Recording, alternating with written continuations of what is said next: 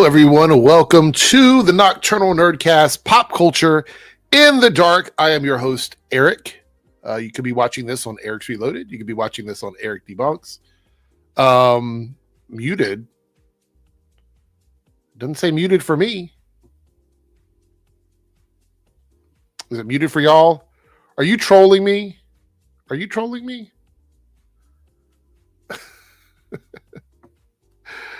Oh, geez. All right. He had it on mute, of course.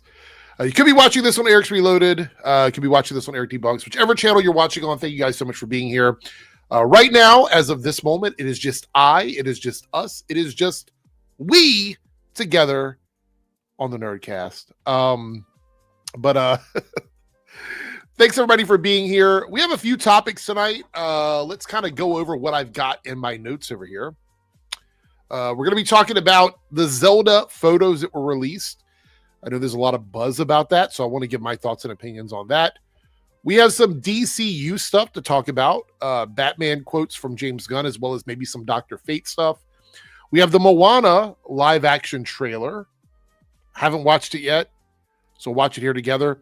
Apparently, there's some other trailers. If you guys want me to watch some trailers, drop it in the comments. If you don't want me to forget about it, you can super chat. If you super chat it, it stays highlighted, and I won't forget about it. But we will watch trailers if you guys want us to, or I will, depending on who that shows up. We got some Predator Badlands stuff we're going to talk about, and apparently some Black Panther 3 stuff to discuss. So there we go. However, it is pinned at the top of the chat there for you guys if you would like to join the Discord. Let's go ahead and send this through. You can join the Discord by clicking on this link. It is updated. It should work. Let me know if it doesn't work. Also, if you want to get some swag, some official merch, you can grab an I'm Bored hat in many different colors. Well-made hat. Very, very good stuff. You can go over to my shop and grab that. Help support the channel that way. We're running the contest still. So if you would like to participate in the contest, I'm going to be giving away. I will reveal the design on Thursday. So you do not want to miss Thursday's stream. On Thursday, I will reveal the design that I will be giving away for all the guys that are participating in the contest. How do you join the contest? You just chat. You check the top fans tab. It's a little button at the top of the chat. You check that. If you are in the top 3 of either one of those chats at the end of a stream, you get entered into the contest. And then at the beginning of December, I will pick one lucky winner. That person will get a t-shirt signed by me if they want it signed by me. If not, you just get the t-shirt, and 2 extra bonus prizes I will reveal at the end of the month. So all you have to do is chat to participate. You automatically go into the contest, but you can get bonus points for super stickers and super chats and gifting memberships. All of that counts towards bonus points. If you want more information on that, you can click on the tab for top fans. I think that's all the housekeeping. I think that's it. How's everybody doing tonight? How was your day? I had a very busy weekend. Yes, as they would say, I'm going to talk about my weekend, but we are live streaming, and this is what we do here. I worked a lot of hours. I didn't have a lot of time. Apparently, some people EFAP'd my coverage of the Critical Drinker. Okay. All right. So yeah, there's that. I'm going to be looking at that video and reacting to it at the end of the week. So if you guys want to hear my thoughts on it, I'll be doing it then. But there's a short video up on the Debunks channel for that. Last week, there was a lack of videos on the Reloaded channel. That was because I was really busy preparing for this upcoming weekend. But now the weekend is over, so you'll start getting more daily videos from me again on the Reloaded channel. Don't worry, I didn't forget about it. It just was sort of a busy thing. Yeah, so what's up? Naruto here with the $2 super chat, getting everything going. Did you hear the government canceled the penny? I did. I did hear it. I honestly can't remember the last time I actually used a penny. I can't remember. Does anybody remember? I mean, maybe is that privilege? Should I not say that? I used a penny yesterday. This is awful news. I used a penny yesterday. Omega is joining us. Are you not working? No, I'm off. Oh, I didn't know you were off every Monday. Yeah. Well, Monday going into Tuesday, and then Tuesday going into Wednesday, I'm off. If I could, Jose, would that sweeten the pot? If I could get a shirt sent to Pagey to have him sign it, and then I sign it as well, would that sweeten the pot? Would people then be more interested in the contest? Say less. Say less, my dude. Shipping all the way to Australia, that's going to cost a lot. Well, not if I have it shipped to Australia anyway, and then he signs it and then ships it to me, because I have to have it shipped anyway. So if I don't ship it to me first, I could ship it to him first, and then he could ship it to me, and then he has to pay for the shipping. So that works. There we go. So there we go. Yeah. We did get a member chat from Lone Wolf, a member for 60 months. Here. Oh, I'm sure Omega's. This is actually, you have the two. I think the two people on right now are the ones that would give a shit about this. Mm-hmm. Any thoughts on the Game of the Year choices for the Game Awards? Do you have any thoughts on this? It's a tough competition. There's a lot of great games that came out. Yeah. I'm personally, I'm gonna have to go with Clear Obscure. I really? Absolutely adore that game. I need to hurry up and complete it because I just get distracted and I got other stuff I was playing. But that game's amazing, absolutely amazing. I want to see. There was two of them on there that I saw. I want to make sure I got my list right because you know how people are on the internet. Mm-hmm. I mean, it doesn't do anything special. It just does. It does the JRPG with style, and that's something that we haven't gotten in a while. It's just kind of like a breath of fresh air. But yeah, Ghost of Yote was a good game. I don't care about it. But the new Donkey Kong game, a lot of people are saying that's really good. I mean, I don't care about those type of games, but I didn't realize Hollow Knight Silksong was up. Yeah, a lot of people say that game's amazing. I never really cared for that game, but a lot of people say it's great. Ghost of Yotai is up for best audio design. That's pretty cool. Yeah. Best game direction. So these are the Game of the Year one. I'll actually pull this out so we can look at it. These are for anybody that's wondering, because I'm pretty sure they're like, what are you talking about? Mm-hmm. Let me close all these little ads. Go crazy in 2025. Holy shit! I just do ad block with no apology at all. I have ad block for these kinds of sites, and it's still like, jeez, a million popular. Maybe I need to get a new ad block. I don't know. Yeah, literally my ad block is on, it's called ad block. There's ads still popping up. It's crazy. Yeah. All right. So Game of the Year is Claire Obscure Expedition 33, which totally deserves to be there. Mm-hmm. Death Stranding 2 on the Beach. I haven't played this one, so I don't really know. I haven't played it either. I hear it's pretty good, but from what I'm hearing, some people are saying the first one was better. Holy shit. This is Polygon. Are y'all really that hard up for money? Donkey Kong Bonanza, which I've heard is really good. Yeah. Hades 2, don't know anything about that game. I played the first one. I still haven't beat Hades in the first one.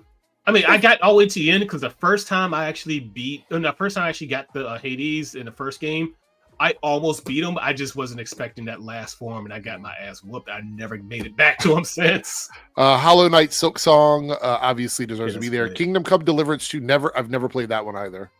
The first one I hear is really good. A lot of people say it's really good. They say the second one just improves on the first one. I kind of want that to win. Just because I think this for me would be my winner. That would be my winner for sure. It's insanely popular. Fun fact: this was given to me as a gift. I didn't even know the game was coming out, and then someone decided, like, I think we had a party here at the house, and they were like, "Oh yeah, I brought you a game as like a house party or for having us over or whatever," and it was this game, and I was like, "Oh, I've never heard of this," and I put it in and loved it. So for the DS2 to the first one by amount, yeah. I mean, that's just what I've heard from people playing it. I honestly have no idea. I never played it, but yeah, my personal pick is Clear Obscure. All right. We have another super chat here from I think it's Toga Free. Tell me if I'm pronouncing it wrong. Toga Free. Your videos are awesome. Keep up the good work. I appreciate that. Thank you so much. I have fun getting on here and talking with everybody, so I do appreciate that. Thank you so much, Lone Wolf. here with the $2 super chat. Pretty sure the fight is going to be 33 in Hollow Knight. Yeah, I think you're probably right on that one for sure. Lone Wolf. When are they airing? When is the Game Awards airing? I forgot. I know it's sometime in December. Someone in the chat, let me know. I've been busy this weekend. I have no idea. I feel like first, second week of December. On it. Speaking of first or second week of December, this might be changing again. Why is that? I'm moving out. My sister and I just. Yeah. I mean, she walks around and just throws her drawers everywhere, and I'm like, "Hey, look, that's just disgusting." I mean, come on. And then she's talking about some. Well, you need to stop just wanking off everywhere. And I was like, I don't wake off everywhere, just in this one single night. No, it's just that she's moving back with our parents, and I got a decent job up here. I'm just gonna move somewhere, go somewhere else. Cody said well, not just Cody. A lot of people said December 11th. Thank you guys so much for chiming in on that. Okay. Lone Wolf did as well. Yeah, December 11th. What day of the week is that? I'm just curious. December 11th is a Thursday. Should I do the 11th? Am I doing anything? Can we stream that? Is that something I could stream? Yeah, you should be able to stream it. Yeah, because a lot of people on Twitch do that. I wonder if I should stream it here. Like, I'm sure they're gonna have it on YouTube also.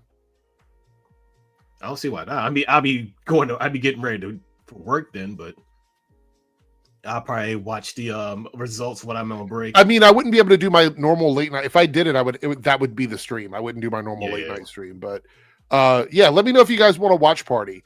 If we hit the super chat goal tonight, I will set up a new goal, and if we reach that goal, I'll do a watch party. How about that? Naruto with a $2 super chat. Thank you so much. At least this year, one of the choices isn't DLC. Yeah, what was it last year? This was one game that was actually DLC that was up for like Game of the Year. I was like, come on, no. I was like, granted, it was a good DLC, but it should not get up for Game of the Year. Let me go ahead and change the goal. We hit the goal already, right? So the first goal is good. I will start a second goal. Yeah, it was Shadow of the Erdtree for Elden Ring. It was like, why is this up for Game of the Year? Granted, it's freaking amazing, but it shouldn't be up for a Game of the Year. It's a DLC. Right. The next goal is going to be for Game Awards stream live. Yeah, same we'll run that rest out. Yeah, same for Cyberpunk 2077. It's the Phantom Liberty DLC. Great DLC. It shouldn't be up for a Game of the Year. All right. The second goal is set up for there. So, all right. I can't even type before. Thank you guys. The support is amazing. I appreciate it. All right, let's go through these super chats here. Where are we at? All right, Staggervore coming through was able to pack out that first goal. Thank you so much, Staggervore, for the 99-cent super chat and being a channel member. Lone Wolf says it's going to be 7:30 p.m. Eastern, 4:30 p.m. So I would probably start the stream around that, like around 7:30, and then just run. How long is it? Usually about 3 or 4 hours, right? Game Awards. Yeah, usually about 3 hours. Okay. Yeah. We'll run that through till it's done, and I'll stay on and we'll watch it, have a lot of fun, because there'll probably be trailers and announcements and stuff like that during Game Awards too. So I'm sure we'll see a bunch of stuff. If we hit the goal. So if you're watching the Reloaded channel and you want to participate, wait a minute, is it not counting? Is it not counting these? What are your thoughts on the Steam machine? I'm all for it. Like, his Valve's thing, they're not perfect by any means. There's a lot of things that Valve does I just do not agree with. However, they do deliver a good service, and that's it. That's all you need to do. They don't try to nickel and dime people. They don't try to screw people out of different things. They just provide a marketplace for people to buy games, and they make it convenient. That's it. Now that they're making pretty much a PC console hybrid type thing, all they're doing is making a good product and people buy it. That's it. That's all you have to do. Why are you failing at this, Xbox? I'm watching Welcome to Dairy, but I haven't watched this week's episode. I had a busy weekend. I honestly didn't sleep this weekend. I had a gig Friday night, Saturday afternoon, Saturday night, Sunday morning, and Sunday night. Jesus. So I haven't the first day I got to sleep was sick, and then I had to be up early today because I got a beard trim and a haircut. Got my haircut and everything. So tomorrow I gotta go look at apartments.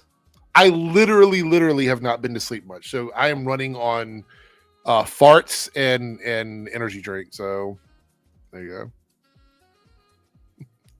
Yeah, I just got South Texas Shark with a $2 super chat. What are your thoughts on Steam Machine? Yeah, that's what I was talking about earlier. Yeah, I didn't. Valve is making a PC console hybrid. Basically, it's like a Linux-based PC with Steam OS on it that you could just hook into a TV that you can play like a console. Right. That's what I was saying. Is like Valve is just making a decent product and a decent service, and people pay for it, and they're winning. Yeah. It's like, and all these other companies are trying to do all this extra bullshit, and it's like, why? This is why y'all are failing. This is why the Xbox is now going the way of Sega. You know what's really crazy to me is so this is the thing. Omega being here with me, this is really cool because we can go back to like way back in the day because we've known each other for like 30 years, 35, 40. We've known each other for a long time. When I tell people that I am a gamer from back in the day, I'm not kidding. Like, I have been gaming since I was a kid, and I'm not talking about casually gaming. My brother and I competed competitively in gaming tournaments around the country. My brother traveled to California. He traveled to Washington State. He's traveled and competed competitively. I've competed up and down the East Coast. What y'all know about this thing right here? Oh my gosh! Oh, to get the glare off. Yeah. This thing is older than most of you in this chat. Yeah. I get so confused by a lot of the gaming discourse that we see on the internet by a bunch of people that I would call gaming tourists. Like, I'm not a gatekeeper in that way, but I would call them gaming tourists. Like, I 100% have been playing games longer than most of these people have even been alive. Yep. That's the crazy thing. But it's not a dick measuring contest for me. I never look at it that way, right? But like, I was playing, to put this in perspective, I was playing Street Fighter when it was Street Fighter in the arcade, not Street Fighter 2, Street Fighter, like the very first one. The first one. I remember the day Mortal Kombat 2, the first version, was released on arcade cabinet. I remember when Killer Instinct was released on arcade cabinet. I played Tekken on an arcade cabinet. I was playing Tekken Tag, counting frames in the arcade back in the day before anybody was doing that on the internet. Yeah, remember when we called moves having priority instead of having like a frame data? Before we knew what frame data was. Yeah. Yep. What's up, guys? Hey, what's up, Jake? How are you? I'm good. Y'all talking about the Zelda stuff yet? No, not yet. We haven't even gotten into any of the topics yet. Oh, basically, we just started. We've only been live for 20 minutes, so I haven't been live. I haven't gotten anything. But you said Tekken, and my sense went off. No, we're just talking about gaming. Like, the internet gaming discourse is full of bullshit. Like, it really is just a bunch of bullshit. People complaining about dumb shit like pronouns in games and fucking it's a woman lead character. Like, who gives a fuck? Back in the day when you're playing a video game, like I will use Mortal Kombat 2 as an example. You had characters like Melina that were like top tier. Yeah. One of the best characters in the game that beat most of the men in that game. Yeah. Easily. No one cared. And nobody gave a fuck. Right. Yeah, even in a series like Tekken, you had Nina Williams, who was kicking ass for decades. Ling Xiaoyu, this tiny little Chinese girl. Chun Li in Street Fighter 3. Little kick into super. Like, that, like, literally, that was the combo for years. It would destroy you in competition if somebody got that off. Like, these are things that people don't even think about. Women in gaming has been a thing for a long fucking time. It's crazy. Yeah, I played Cammy when she was first released in Super Street Fighter 2 New Challengers. She this tiny little British girl just beating the shit out of everyone. No one cared because she was good. I mean, even in something like Smash Brothers, you know how when it blew people's minds when they're like, "Wait, Metroid's a chick? What is this?" Like, I was just about to mention Metroid. I just about to mention Samus. It blew up their minds, and you're like either playing the Metroid games or playing as the character Samus in something like Smash Brothers. This is based off the video game Phantasy Star. This was the main character. Fuck, I love Phantasy Star. Oh, that's a throwback. Holy shit. Yeah, I just DM'd a one-shot. Just DM a one-shot little module they have for this. Everybody loved it, so I'm like super happy. By the way, I've already decided that I'm going to start streaming that game Dispatch at some point. I'm going to buy it probably tomorrow or Wednesday. Yeah, that's the main reason why I just stick to like those single-player games and don't get into a lot of those, like battle royale, online only multiplayer type things. I just don't get into that space because I can't stand it. I really can't. I just stay away from there. I will say this again: if we reach the 5 super chat goal on the Reloaded channel, I will stream the Game Awards in December. So you guys would just have to reach it. It wasn't counting; it's counting now. So if anybody wants to participate, they can. I when I tell you guys I love video game, like Omega can. So couple little things before we move on. I have continued to play 14 longer than anybody else in my friend group. I play it every fucking day. Every day. I am on there. I have every job maxed out. I have every bit of content unlocked. I've done just about everything in that game. And I have played that game consistently since first launch, meaning back before it was A Realm Reborn. 1.0. Yeah, it's like him and one other person in our friend group has been playing since 1.0. I started at 2.0. I started in 2.0 beta. And before that, I played Final Fantasy 11 from launch in the US when it came out. And this is no lie. Like back before we were able to play with NPCs in the game, which they let you do now, I quad boxed my own party in Final Fantasy 11 for like 2 years. So I had one computer running it, another computer running it, my Xbox 360 running it, and my PlayStation, I think it was 2 at that time, running that game. I was quad boxing my own party in that game because everybody stopped playing. Well, that and the game was slow enough that you could do that. Yeah. Right. Like it wasn't so fast that you had to keep up with everything. Yeah. But now apparently that game's having a resurgence because you can just get NPCs to party with you. Yeah, I can't say anything because in Anarchy Online, I used to dual box that. So I would do that too. In this, I wouldn't be I would not be in character if I didn't bring the series up. But something like the Ultimate Alliance games, where you had like all those online plays that you could do with people back in the day, in order to get those achievements that required you to have 3 other players, I would literally set up, what was called a multi-tab back in the day. You guys don't know what those are now, but that was how you would hook up, more than 4 outlets. You had to have like, I think it was up to 6 people. So I would have this whole multi-tab with 6 PS2 controllers in there and just gravitate back and forth like this. It would sit on easy, obviously, but just so I could get those retro achievements at the time. It was a grind. So also in this closet right here, maybe one day I'll do this. I'll pull it out and let everybody see what's in there. But there's a bag with like 4 pre-owned plastic wrapped Dreamcast in it, right? With copies of MVC2 and the memory cards that have all the characters unlocked, because back in the day you had to unlock each individual character. Yep. I have all of that in my closet with actual joysticks, a couple of joysticks, because that game plays better on joysticks. In that fucking closet right now, and I have friends that want them. No, not Prawn, Ace of Card. But yeah, I have a lot of that stuff in there that I would love to show off. I gave my brother a couple of them because he was hosting like parties on it before. You can sell those on eBay for probably like a good 500 plus. And I'm being conservative with that. Yeah. Maybe even more.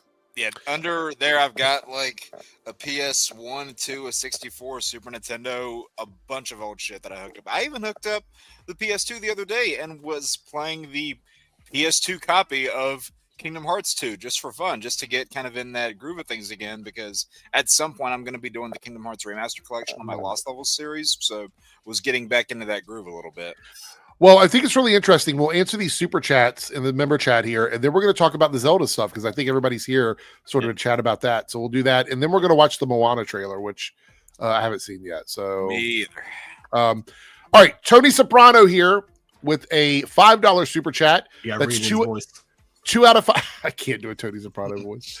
I don't have the accent. But 2 out of 5 on the Debunks channel. By the way, if you're watching, I didn't go over the choices. We're going to go over the choices for both the polls after this. Neurotic release Hollywood is cooked. The only surprise is he didn't use woke in the title. Will his fans ever wake up to his recycle slop? I mean, how Hollywood being cooked is such a stupid, redundant, repetitive comment about the state of Hollywood.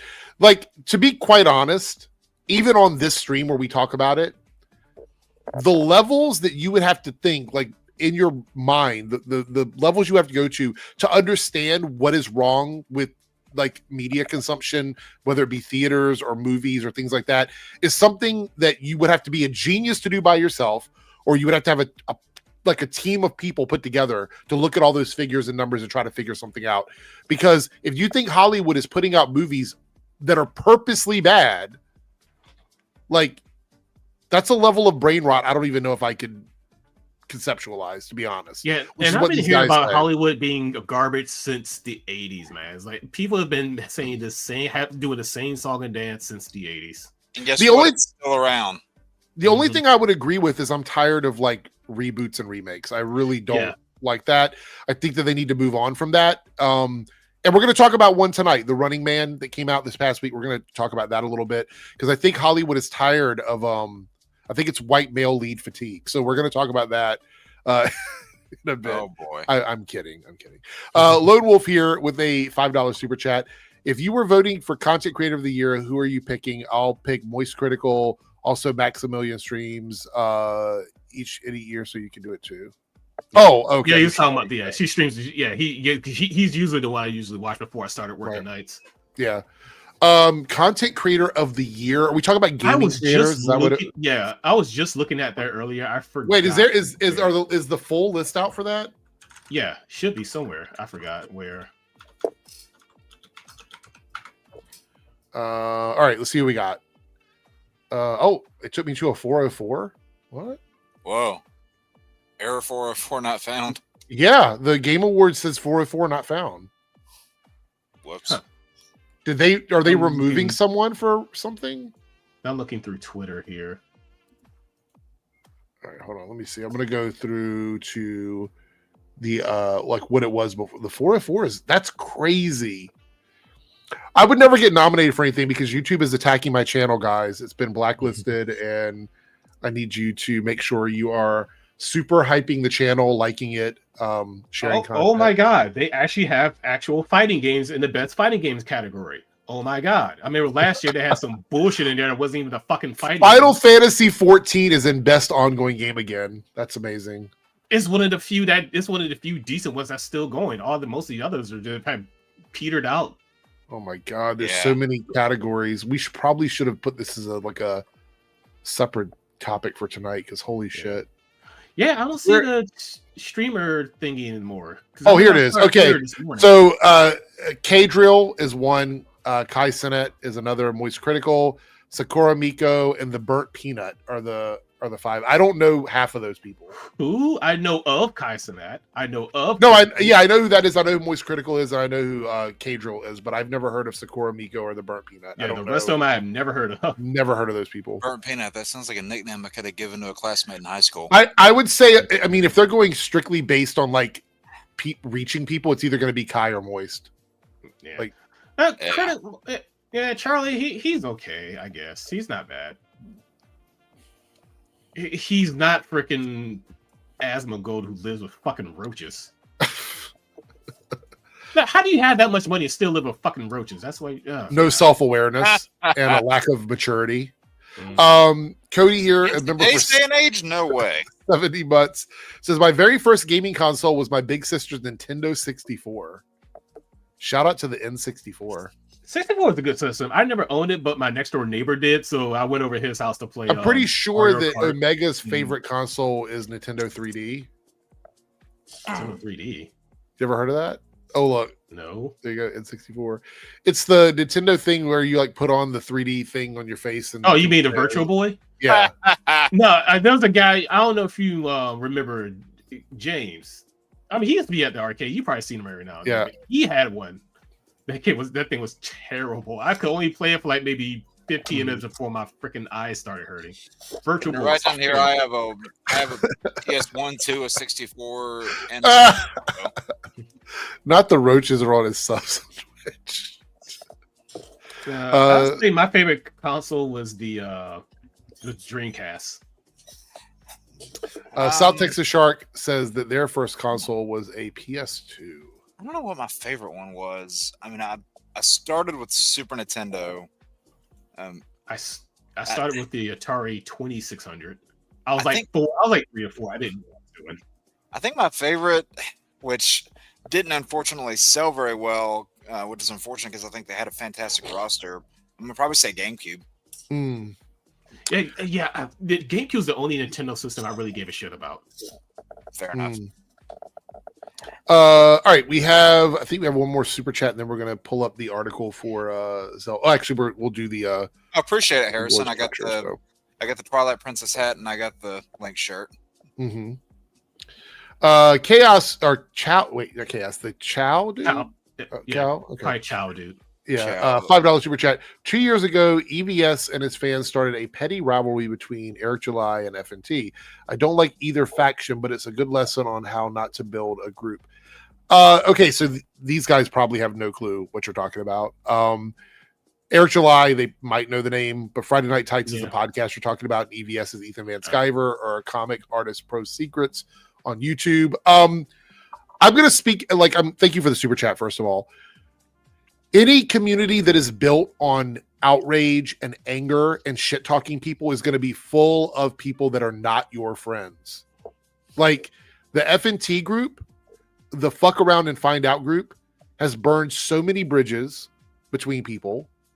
All of the drama going on right now that I see between FNT, Geeks and Gamers, people like that Star Wars girl, all this stuff going on with Comicsgate. I am so glad that I'm not a part of all that. Mm-hmm. I don't want to be a part of that shit. I just don't have the time or energy to invest in that level of drama. It's just not enough for me. Yeah, I used to actually subscribe to Eric July a while back until it's just after a while, it's like all this dude is just complaining about bullshit. It really doesn't matter. Yeah, every day there's a new complaint. Look, this is the thing for me. This is always a red flag for me. If people complain about stuff constantly but never actually offer any solution for the problems, that is a red flag. And they continue. I was like, man, do you like anything? Right, that's a red flag. Well, they also continue to feed into the product they're complaining about. It's like, well, you're continuing to support it, even though you claim to, have XYZ amount of problems with it, but you're contributing to what you call the problem. Yeah, because I'll admit, I used to subscribe to Eric July. I used to subscribe to what's the people with Neon and his wife Jess channel, Clownfish TV. Clownfish. I used to subscribe to Clownfish, Doomcock. It is so painful. Well, Doomcock is funny for other reasons, but Clownfish TV is painfully boring. Boring. It's like, I used to subscribe to all of them mainly because when Star Trek Discovery was coming out, I was like, because I really didn't like what I was seeing. I was like, what the hell is going on here? Then all these channels start coming out complaining about it too. So I was like, okay, I don't like this stuff either. Wait a minute. I don't like Discovery, but not because of this. Wait, what do y'all mean it's woke? What the hell? Well, that's what I'm saying. Like, it's such a nebulous term. Explain to me why you don't like it and stop saying words. And they can't. I didn't like Discovery because the Klingons was. Oh, sorry. Go ahead. No, you go ahead. Finish for sure. I was like, I didn't like Discovery because the Klingons were wrong, and why are we going back to the original series again? Yeah, we've already did that before. It's like it's done. Oh, why does Spock has an adopted sister we never heard of? That was my biggest thing with Discovery. Yeah, that's why I didn't like Discovery. It's like, oh, this is woke, and everyone's crying. That's not because. No, it's like they kept holding on to the original series. I'm like, can we just finally let this go? That's why I like Strange New Worlds a good bit, because they are not, relying on that original series. I think I've told people before, Strange New Worlds is the best jumping on point if you're brand new to Star Trek, because it doesn't rely on any previous lore. Superior Nav here. Well, Anna, that Star Wars girl, was crying on a stream for an hour 2 streams ago. I don't watch Anna's content very often. Somebody did mention this, but I haven't actually seen the video.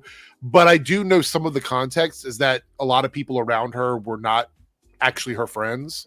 Like, apparently she had a lot of people turn their backs on her. Do not look.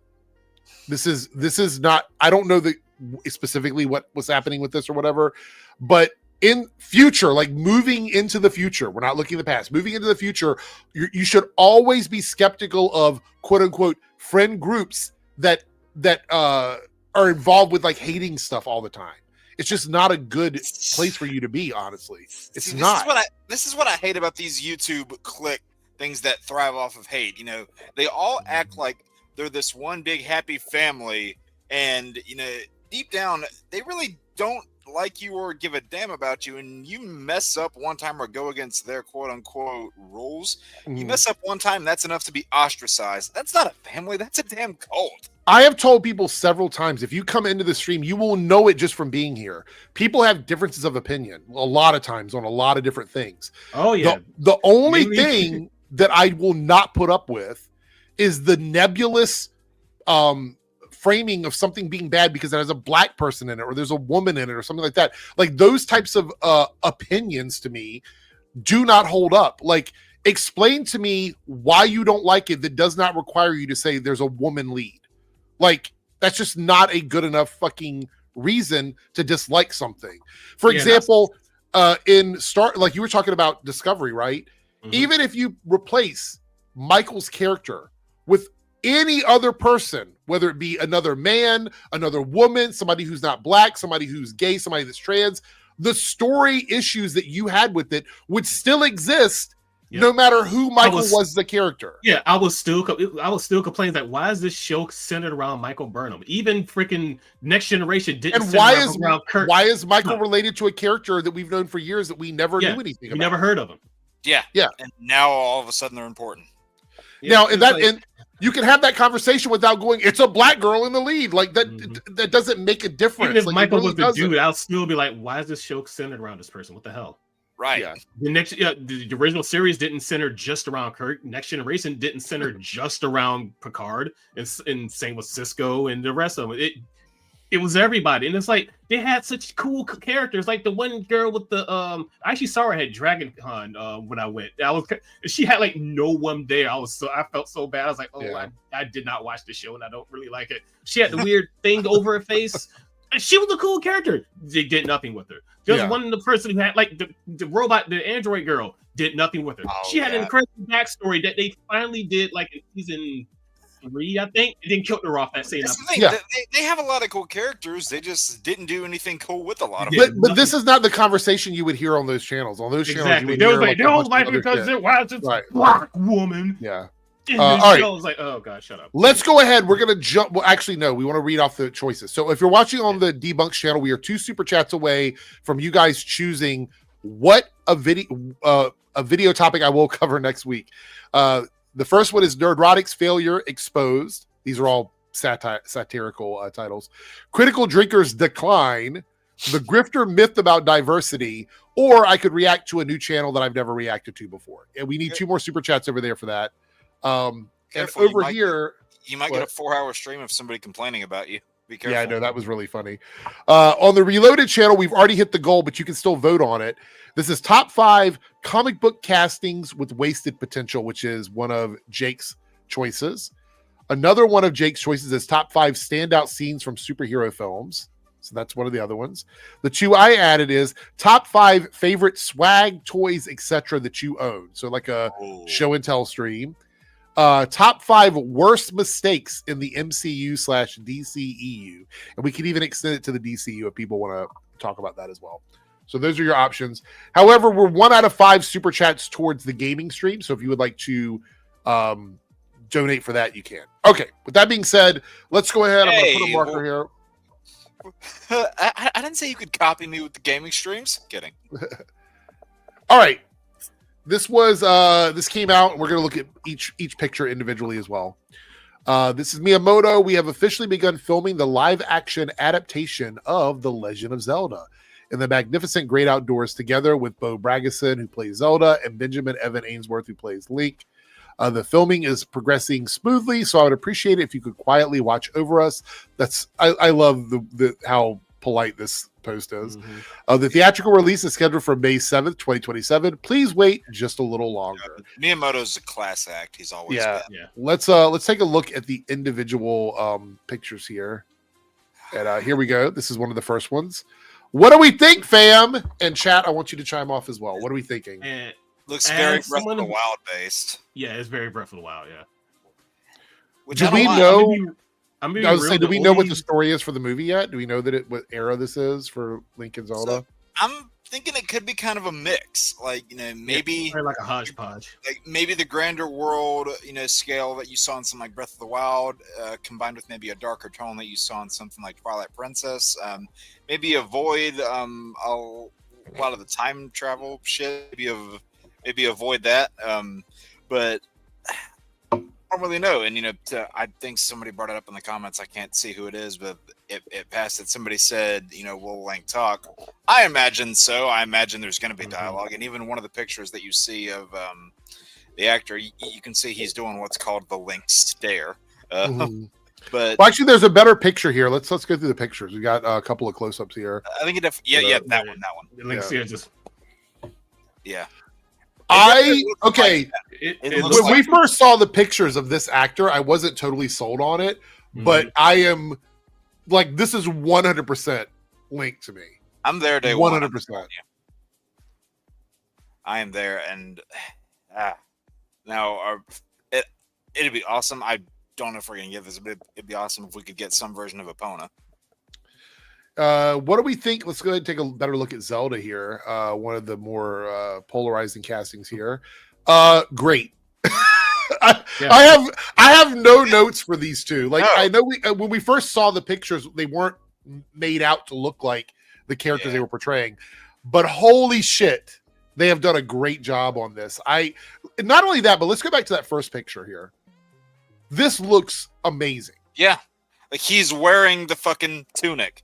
And she's got her Breath of the Wild blue, dress on. And she's always kind of been, well, not always, but she's been depicted in some instances. Like, again, I'm going to use this game as a reference because it's the one I go back to the most. The end of Twilight Princess, whenever she's going up against Ganon with Link, they're both riding on Epona, and she's the one that's wielding the bow and the light arrows. So, her having a bow is not out of the norm at all.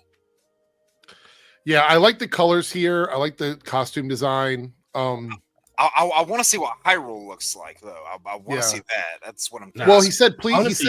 Hold on, Jake. He said, "Please wait a little longer." I'm waiting.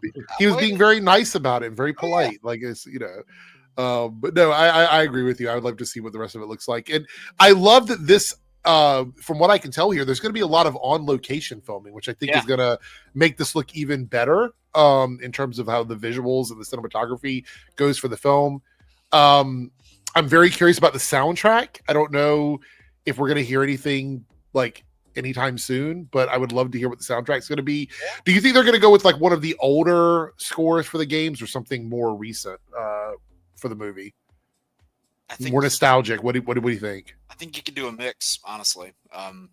Maybe avoid what the Mario movie did, where they were using bits of their own music, but then they threw in like a bunch of copyright songs into it. Yeah, the same for the Sonic movies. I was like, come on, Sonic has such a great soundtrack. They could have just orchestralized some of that. No, because I was watching the Mario movie with my sister, and we were talking. And I'm like, hey, you know what? It's a good thing that like this is all like all of their music. They don't have to worry about it because it's all Mario music. It's all like in house. They don't have to worry about any of that. As soon as I finished that sentence, Thunderstruck started playing. I'm like, oh, never mind. If this is true, it doesn't surprise me. I mean, this is pretty much where every fantasy thing is filmed if they're doing on location, because New Zealand has so much open space that you can use for big, huge battles and fantasy set, like any sort of like fantasy, medieval type show or series can film in New Zealand. I don't know if that's totally where it's gonna, like, if they're gonna do all the filming there, but so far so good for me. I think we might see more of this at the Game Awards. What would you think? Like, do you think we're gonna see any more, like anything more than this? Yeah, you might see I'll be surprised that they didn't at least show stuff that we've already seen at least. Yeah. I think it's likely.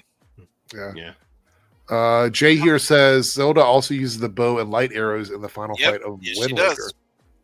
And I'm glad that they're going with two unknowns. I'm really glad about that, because I think if they would have tried to go with like maybe an established teen actor, then there would have been probably even more discourse than there's been already.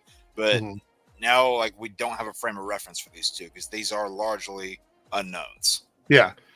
I kind of like unknowns when you're starting a new cinematic IP because then you can like grow with them in that role. Like obviously there's some actors you would say, oh well, this person was born to play this role, or a fan casting is a perfect fan casting. But I think when we're talking about starting out a brand new IP, and this is the first thing you're going to see, it's always very exciting when they have a vision in the casting process and they pick these actors, and then when you see them in the costume, you see them styled for this look, whatever that might be, and they totally nail it. And like again, I don't really have any notes here. I think they both look incredible to me personally. Yeah, I have no issues. So we will wait and see if there's anything new for the Game Awards coming up. Omega, thoughts? No, I was gonna say, and I'm gonna be real. The only Zelda games I really cared about was the first one, the second one, and Link to the Past. That was it. Fair. But I would definitely go see this one. Yeah, you know, it's funny. Zelda 2 was kind of the black sheep in the series. Yeah, I know, and I actually really like Zelda 2. Yeah, no, I like it too. It is funny how like that game starts kind of easy, and then it gets like, it starts like really difficult with the Death Mountain, but then you kind of sail past that point.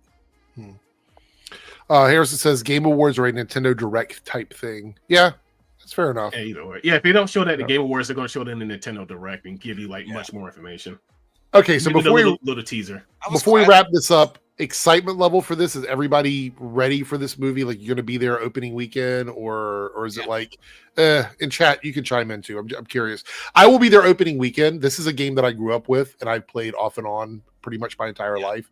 So I will definitely be there opening weekend, and these pictures have made me pretty excited.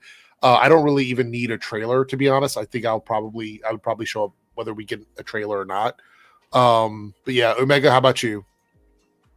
My excitement level for this is about like a 6.5, 7. Like, Okay. I'm not super excited, but I'm definitely interested. Yeah. The Growly Bear says, how many people will be like, wait, this character is not Zelda? Yeah. It hasn't been going on for the past 40 years. I'm literally wearing a shirt with Link that says "Call me Zelda" one more time. One more time. Ash here says, I'll see an opening weekend with low expectations, as I always do. Well, there we go. There we go. Hey, there you go, Ash. You're playing the great Zelda game. That's the best one, in my opinion. Hot take, maybe, but that's just my thoughts. All right, before we move on to the next topic, let's clear out some super chats here and some member chats. We got a couple. By the way, we are 3 out of 5 on the Reloaded channel and 3 out of 5 on Debunks. We're almost there. All right, let's see here. We got Staggervore with a $4.99 super chat and a channel member. Thank you again, Staggervore. Any updates on the WB buyout? I asked because some sources are saying the Saudi group will buy. I sure hope not. I kind of had hoped not. No offense. I'll answer your super chat. I didn't want to like dive into it again. I think we kind of said that we were going to wait and see, like when some official, they put the paper on the table and put the pen to the paper kind of thing. So as far as I know right now, the Saudis are trying to buy Warner Brothers for at around what is it, like 70 billion, I believe is the number that I saw. I don't think they're going to sell for 70.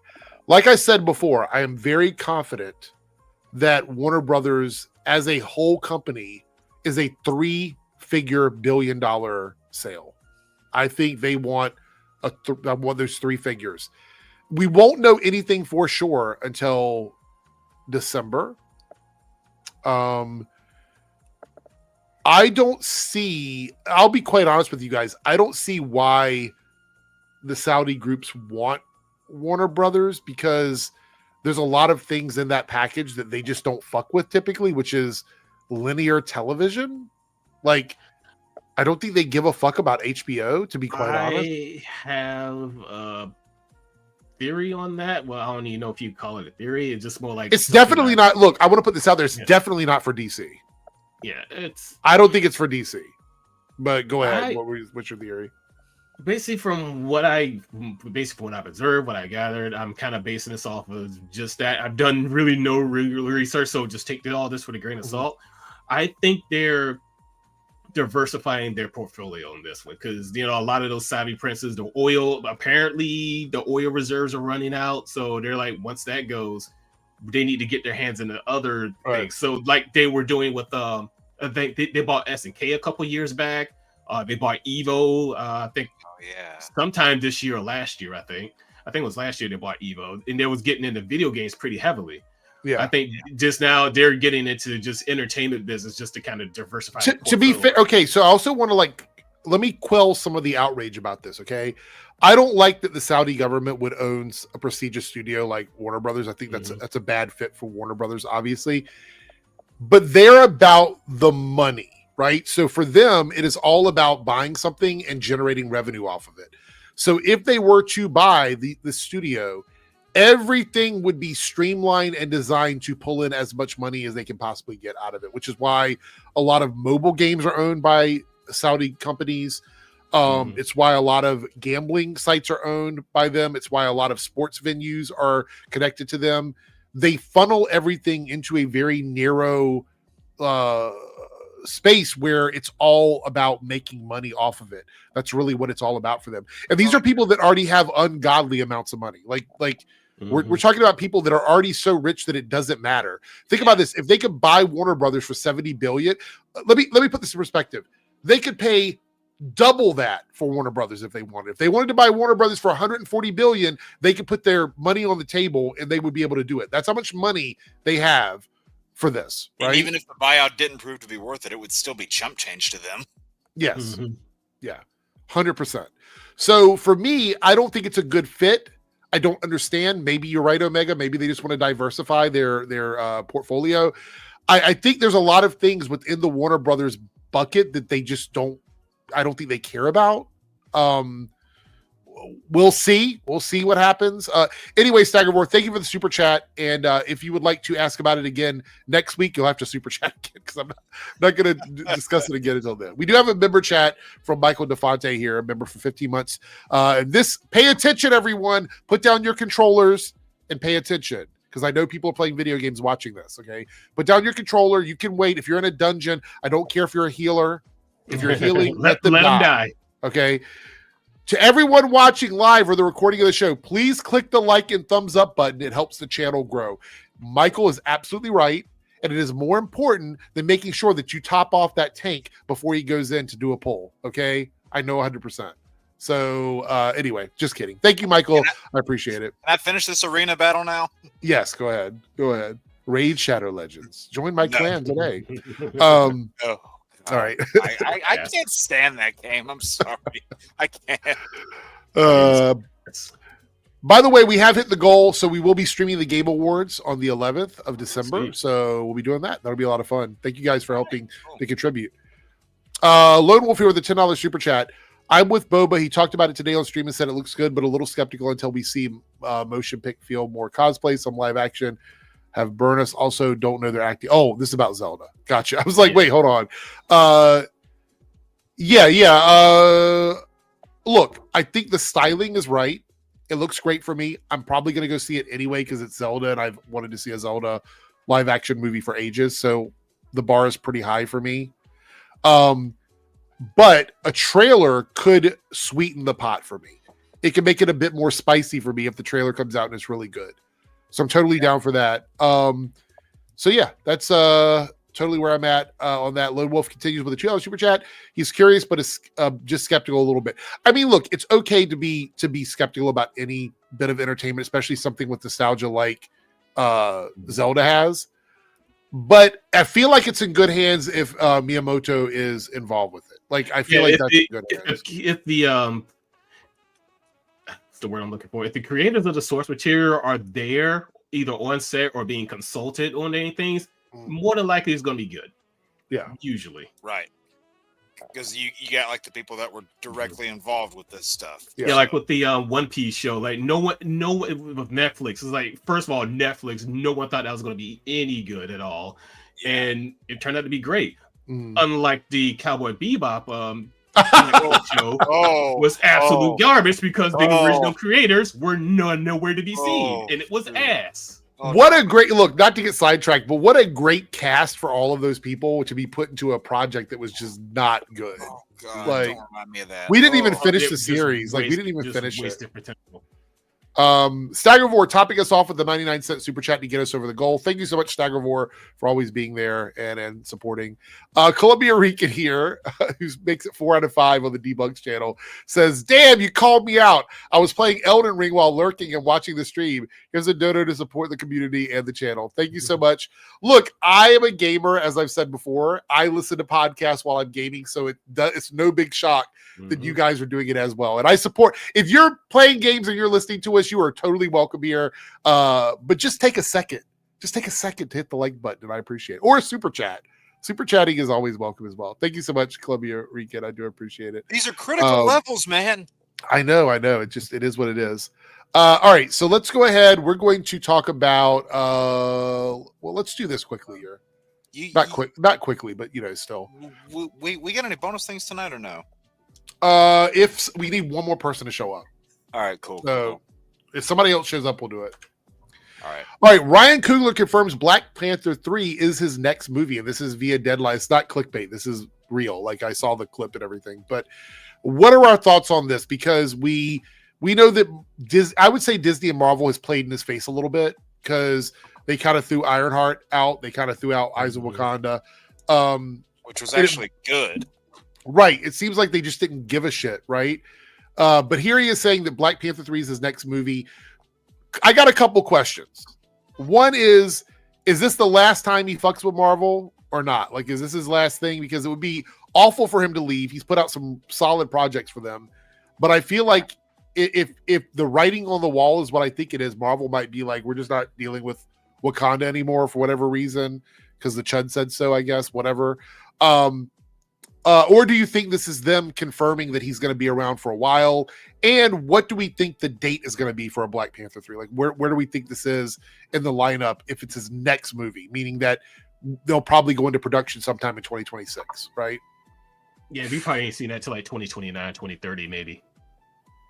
So you think that's after Secret Wars? Oh, I think it 100% is after Secret Wars. Yeah. Secret Wars, yep.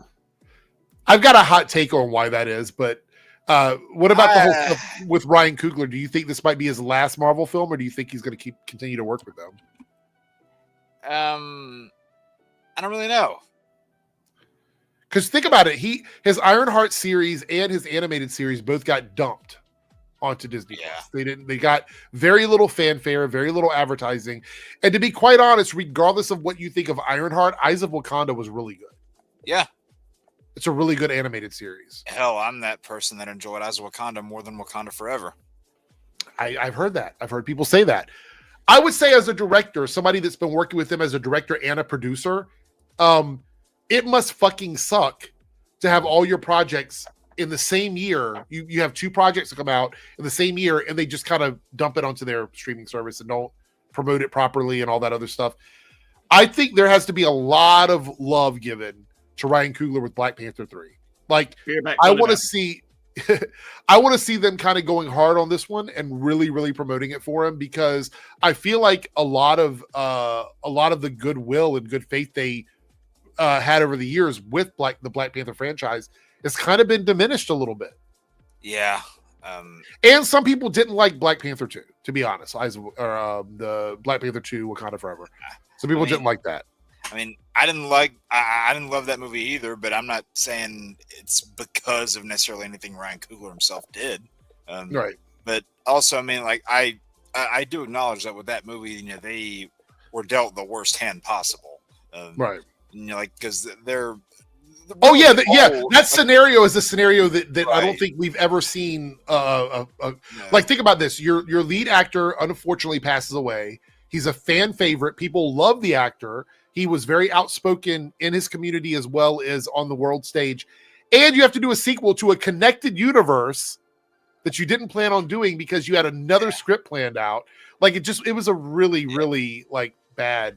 I mean, that's honestly that really bad storm for the entire multiverse saga, if you think about it, because like going into it, like you were going to have like your big heads, probably a Chadwick Boseman, a Brie Larson, Cumberbatch, maybe Tom Holland, that kind of core group. And then Chadwick Boseman passed away. A bunch of white incels wouldn't shut the fuck up about Brie Larson. It was just one thing after the fucking next. Like, just a shitstorm of things that kept on happening, and they were kind of just dealt the worst possible hand, and they did, I think, the best that they could do. And granted, the version that we got, I think Ramonda was probably gonna die the entire time. Like, I think her death was probably written into a script where T'Challa was still the main character, but like that was probably gonna play a lot differently. And I didn't completely hate the movie, but there are just a number of things that really brought it down. But I'm not saying it's Coogler's fault or anything, because I know the shit hand they got dealt. Yeah. So Superior Nav here goes, they could have recast Chadwick. The franchise could have still happened. So I hear this a lot. Let me, I always go back to this. Let me just explain my thoughts on this one. I don't think people totally understand what that scenario would have looked like for the actors in that moment, right? You're going back to shoot this movie, and you don't even get to really process the passing of Chadwick in the film that you're making. I know it's fiction. I'm not saying that you shouldn't feel this way or that people shouldn't ask for a recast. I'm simply explaining how I can empathize with their situation. You go back in this movie, your entire team is the same team, and your lead actor has passed away from cancer. I don't think there's a world where that recasting would have worked without them addressing the actual death of Chadwick Boseman. No matter I just don't see that happening, right? With that being said, on the flip side of it, I think we have processed it enough now that the recasting is something they could probably do, but it wouldn't be a direct recasting of the T'Challa that we know. I think we're going to see something, and this is where I was going to go earlier when I talked about this. I think if it happens after Secret Wars, which I believe it will, we're going to see either a multiversal version of T'Challa taking over the mantle or sharing the mantle with Shuri in this reality, or his son getting aged up and then training to become Black Panther as the child of T'Challa. Those are the two things that I can see. And I think it's totally okay at this point. Is there, which one do you think you would rather see in that scenario? Well, I would actually be kind of interested if they went that second route, because that was a version of that was kind of the loose plot of that Black Panther animated series from like 15 years back, that short-lived one that was only a season long, where like the entire first half of it is kind of him training up to assume, like he gets the physicalities of, being the Black Panther, and then the back half of the series is him learning what it means to really be a king. And then the series got cut short, unfortunately. But if they wanted to do that, have it be, his, son in the lead, I wouldn't mind that at all. But also if they wanted to do, kind of like what they're doing now, where it's kind of a shared thing, because it's shared right now. Shuri is the Black Panther, and M'Baku is the ruler of Wakanda. Right. If they wanted to do something like that, I think it could go either way. I'd be curious to see where they take it. If we ever get to a point where M'Baku isn't the ruler, I'm curious, is he ever gonna take on the actual villainous role of the Man-Ape? Probably not, with how I think people love him too much. Like, yeah, that's I think that would be. I love M'Baku. He's one of my favorite characters in that franchise. So. Same here, but like it would be kind of like a similar thing, with Wanda, like a character that people loved for many years and then eventually turned evil. Could you do it the same way? Probably not, but I think it'd be interesting if they ever went down that route. Yeah. Well, we'll have to see. Now that we know this is the next project, we'll get to find out what that looks like very soon. Let me close that window. And I actually went through and did tabs tonight. So there you go. All right. So this is gonna be funny. I wonder if anybody's gonna notice when I pull up on the screen what I'm laughing at with this one, but here we go. Oh, Lord. So it says here that Mike Flanagan says that his vision for the DCU Gotham City wasn't inspired from Reeves' Gotham, but rather Batman the Animated Series and Feet of Clay. I had so much fun developing Clayface with Matt and then with James and Peter. Any thoughts on this? Batman the Animated Series being the inspiration? I mean, that was kind of assumed for a while, wasn't it? That they were going to take a lot of roots from this, because that's like that's probably the most popular depiction of Clayface. Because I mean, yeah, they did him in live action once, but nobody remembers that. And I mean, let's face it, like he's no one's favorite character. Right. I think he's a cool character, but I do think it's interesting that, like just as a little bit of a side note, that we're getting fast tracked with something like this. Mhm. Yet half the stuff in that initial announcement we've heard jack shit about. Yeah. So I think so. Here's the interesting thing, and somebody brought this up before, and I'm starting to sort of like process it now. But this is going to establish what Gotham is for the DCU. Yeah, and like not in animation, because you saw it in Creature Commandos, but Right. you're actually going to see what it looks like, and it'll be from a non-Batman perspective. So, so our first official look at the DCU Gotham is going to be in this Clayface movie. Yeah, and like they'll actually show more Clayface properties. I think like whenever you get to him, because they're talking about it having some horror elements. Because that version of Clayface that you saw in Gotham was like not really Clayface at all. When you look at it, like just somebody that could change faces, didn't have any clay properties hardly at all. But Yeah. we're actually going to get that here. And what I'm wondering, because they did this a little bit in the Phosphorus episode of Creature Commandos, where they showed Batman from a, I guess, villainous, in quotes, point of view. And I'm wondering if they're going to do that here in this movie, just, like showing like little bits of him from the shadows. He's obviously not the point of view character, but are we going to see it kind of a more terrifying look at him from the perspective of somebody like Clayface, or maybe like a random thug here or there? And are they going to sprinkle in appearances like that for Batman in multiple projects until leading up to him in Brave and the Bold? That's a good point. Yeah. Kind of like that. We'd have a super chat about this from Columbia Rican here, $5 super chat. Thank you again for the channel support. Hope you're doing well in Elden Ring. My thought of the Clayface being from the old Fox animated series of the 90s. I grew up with that series, and now I'm stoked to watch this movie. I think we're going to have to... I agree with this. I think the animated Gotham from this particular era was my favorite Gotham. Probably, yeah. I think it's the one that had the most... It had a juiciness to it, like it felt ripe to me. It felt lived in. Yeah, so I like that concept. We do have some, and right after this, we're going to talk about James Gunn's thoughts on what Batman's going to look like in his world, which I think is going to be really interesting. But I could not be more excited for what this Gotham's going to look like. But are my expectations too high, Jake? That's the question. Should I be tempering my expectations, or what? I mean, do you think this is a hype? The hype level for this is too high because of expectations, or do you think we're actually going to get what we're expecting from this one? In terms of what? Just like, because I think of the animated world, and it always had like this shadowy, almost like the picture right next to that. I mean, that's what I see when I see Gotham. Are we going to get the sprawling, sky high buildings, Art Deco style kind of thing? Yeah. That's kind of what I think of when I think of this Gotham.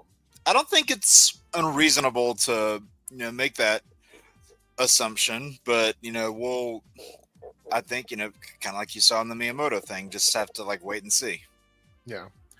Well, I'm excited for this, and now we need to talk about some Batman updates, I guess, for the DCU. Where did I put it at here? I had the tab open. Here it is, right here. All right. So James Gunn reveals his thoughts about the DCU Batman costume. And as you see here, a bunch of different styles. Anyone here in particular jump out at you, or no? Well, I know there's some of those designs from previous ones that I don't like that Earth 2 one down there in the bottom right. I don't like that one.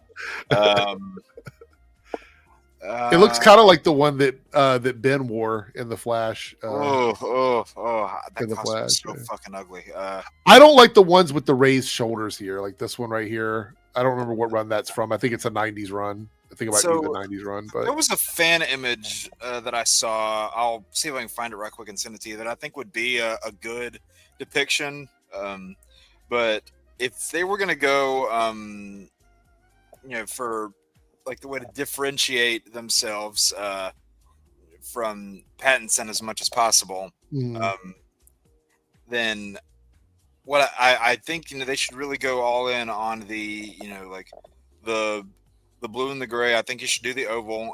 I just sent you a DM of what I would want that to look like. That would be my go-to look for DCU Batman. Okay, well, let's read what he says, and then we'll take your look. We'll take a look at your look. There's no decisions made about the costume at all yet. I do like the blue and gray suit, but I like other versions too. That's a bad signal for me, because he's not saying yes or no, but he does say I like other versions, which makes me a little bit nervous. He loves to play around with words like that. He does. I didn't know we were going to do the trunks on Superman until the last minute. Because David was the one pushing for them. Yeah, and actually, I think it was the best choice, to be honest. We're taking one of the most iconic characters in the history of the world, and all we're talking about is the trunks. Yeah, I mean, I had other issues with that Superman costume, but the trunks weren't one of them. So what would you say your issue was with that? That in a number of shots, it looked really baggy. That was one of them. The costume looked a little bit baggy, and also the over-designed line patterns that you saw were not something that I liked. People were complaining about the logo. I didn't really mind the logo, but yeah, just the over-designed nature in the blue and the fact that it looked a little bit baggy was a little bit of an annoyance for me in some shots. Well, have no fear, as with typical movies, I'm sure we'll get a slightly different suit in the next film, because that's the way it works. Here's your choice here. Is this Dan Mora? Is that what this is? That's Dan Mora, yeah. This might be a hot take. Maybe it's not a hot take. I think Dan is going to be the next like Jim Lee, Todd McFarlane. Like, we're going to look back at his work in like 15 years and go, this was peak, like, 2020s, art style. Because he's nailed both Batman and Superman already. Yeah. I love all of his work. Like, I have no notes for him. I think he's done a great job. I think people are going to look back, and he's going to be one of these DC artists that people just think of this era as like his era of this might be mine. Like, I think this might have dethroned the Neil Adams 70s look as my favorite comic design for Batman, because it was that for a while, but I think it might be this. Yeah, I'm not a big fan of pointy shoulders, but I don't mind if they're subtle. I don't like it when it's so obvious. What I like about Dan's style is, to me, and I could be completely wrong here, but I like that he blends like the traditional, like, United States comic book art style with more of like a manga type feel. It has that almost three-dimensional but also flat look to it that I love with the art style from manga. People have gotten on me about that. Manga, tomato. Whatever. I like that. I like how that looks, and he's very good at perspective and building up some sort of like contrast in his images that I really appreciate. I like this one. I like the chunkiness of the belt. It gives the utility belt a lot of like it features it in the look, and it lets something else other than the logo pop in the shadows.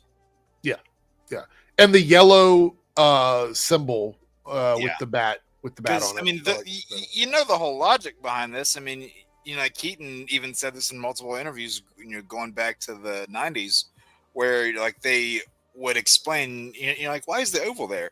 Well, it's so it gives them something to aim at that's not the face, because like they don't want to aim with that little covering that's the face. Yeah.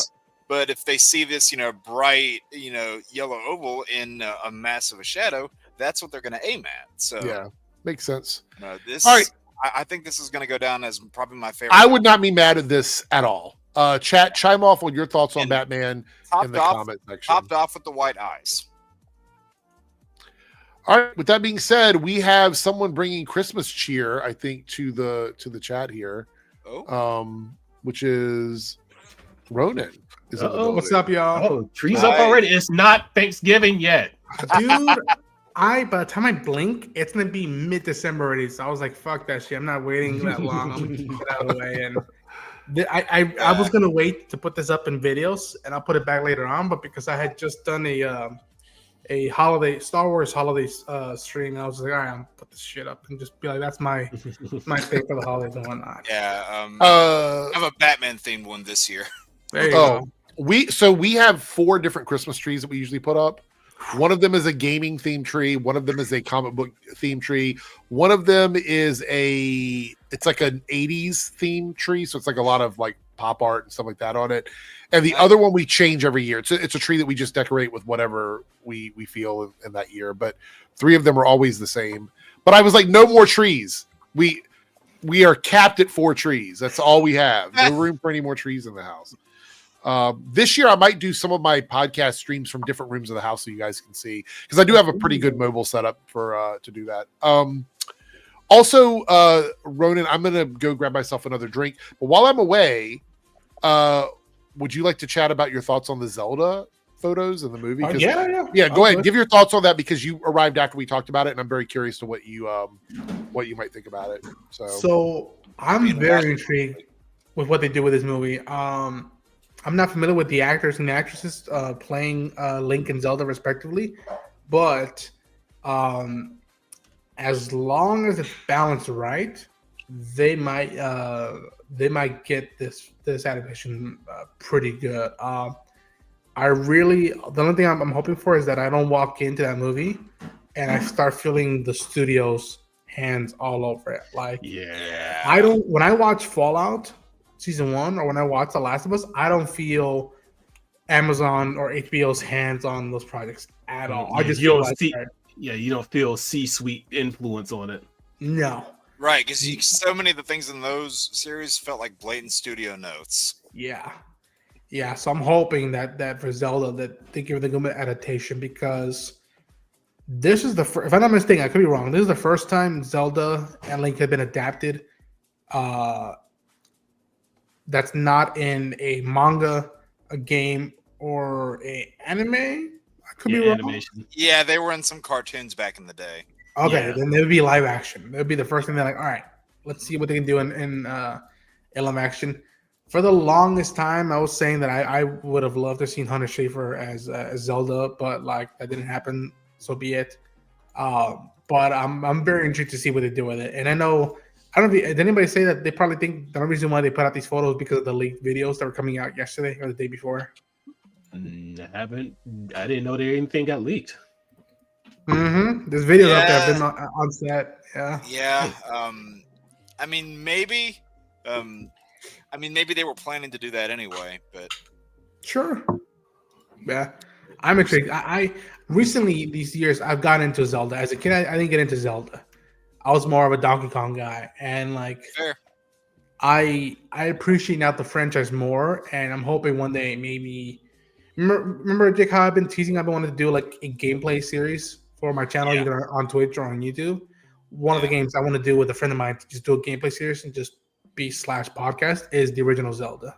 Oh, that'd be good. Or at least the original 2 Zeldas, because I know Zelda 2 has some issues and people were like, what the fuck is this? But especially I was saying that earlier. Zelda 2 is kind of like the black sheep of the originals, but I feel like a lot more people have kind of, gravitated toward it now and kind of respected it for its differences, because it is very different from any other game in the franchise. Columbia Rico with the $2 super chat says, will Batman have the anti-shark pill in his belt? Give me the shark repellent. I mean, maybe. I don't mind a little bit of humor. I won't have a problem with it, especially in the DCU, because the DCU does have some silly stuff going on there. But thank you for that. Gunn likes to try and make people laugh. Chat. Yeah. All right, so it is time for us to jump into the edgier topic before we watch the Moana trailer. So I think it's important here. What, Bubba? No, not that one. Why the Running Man fell down at the box office with a 28 million global opening. Wait, that was released already? Yes, it came out this past weekend. Vegas like, damn.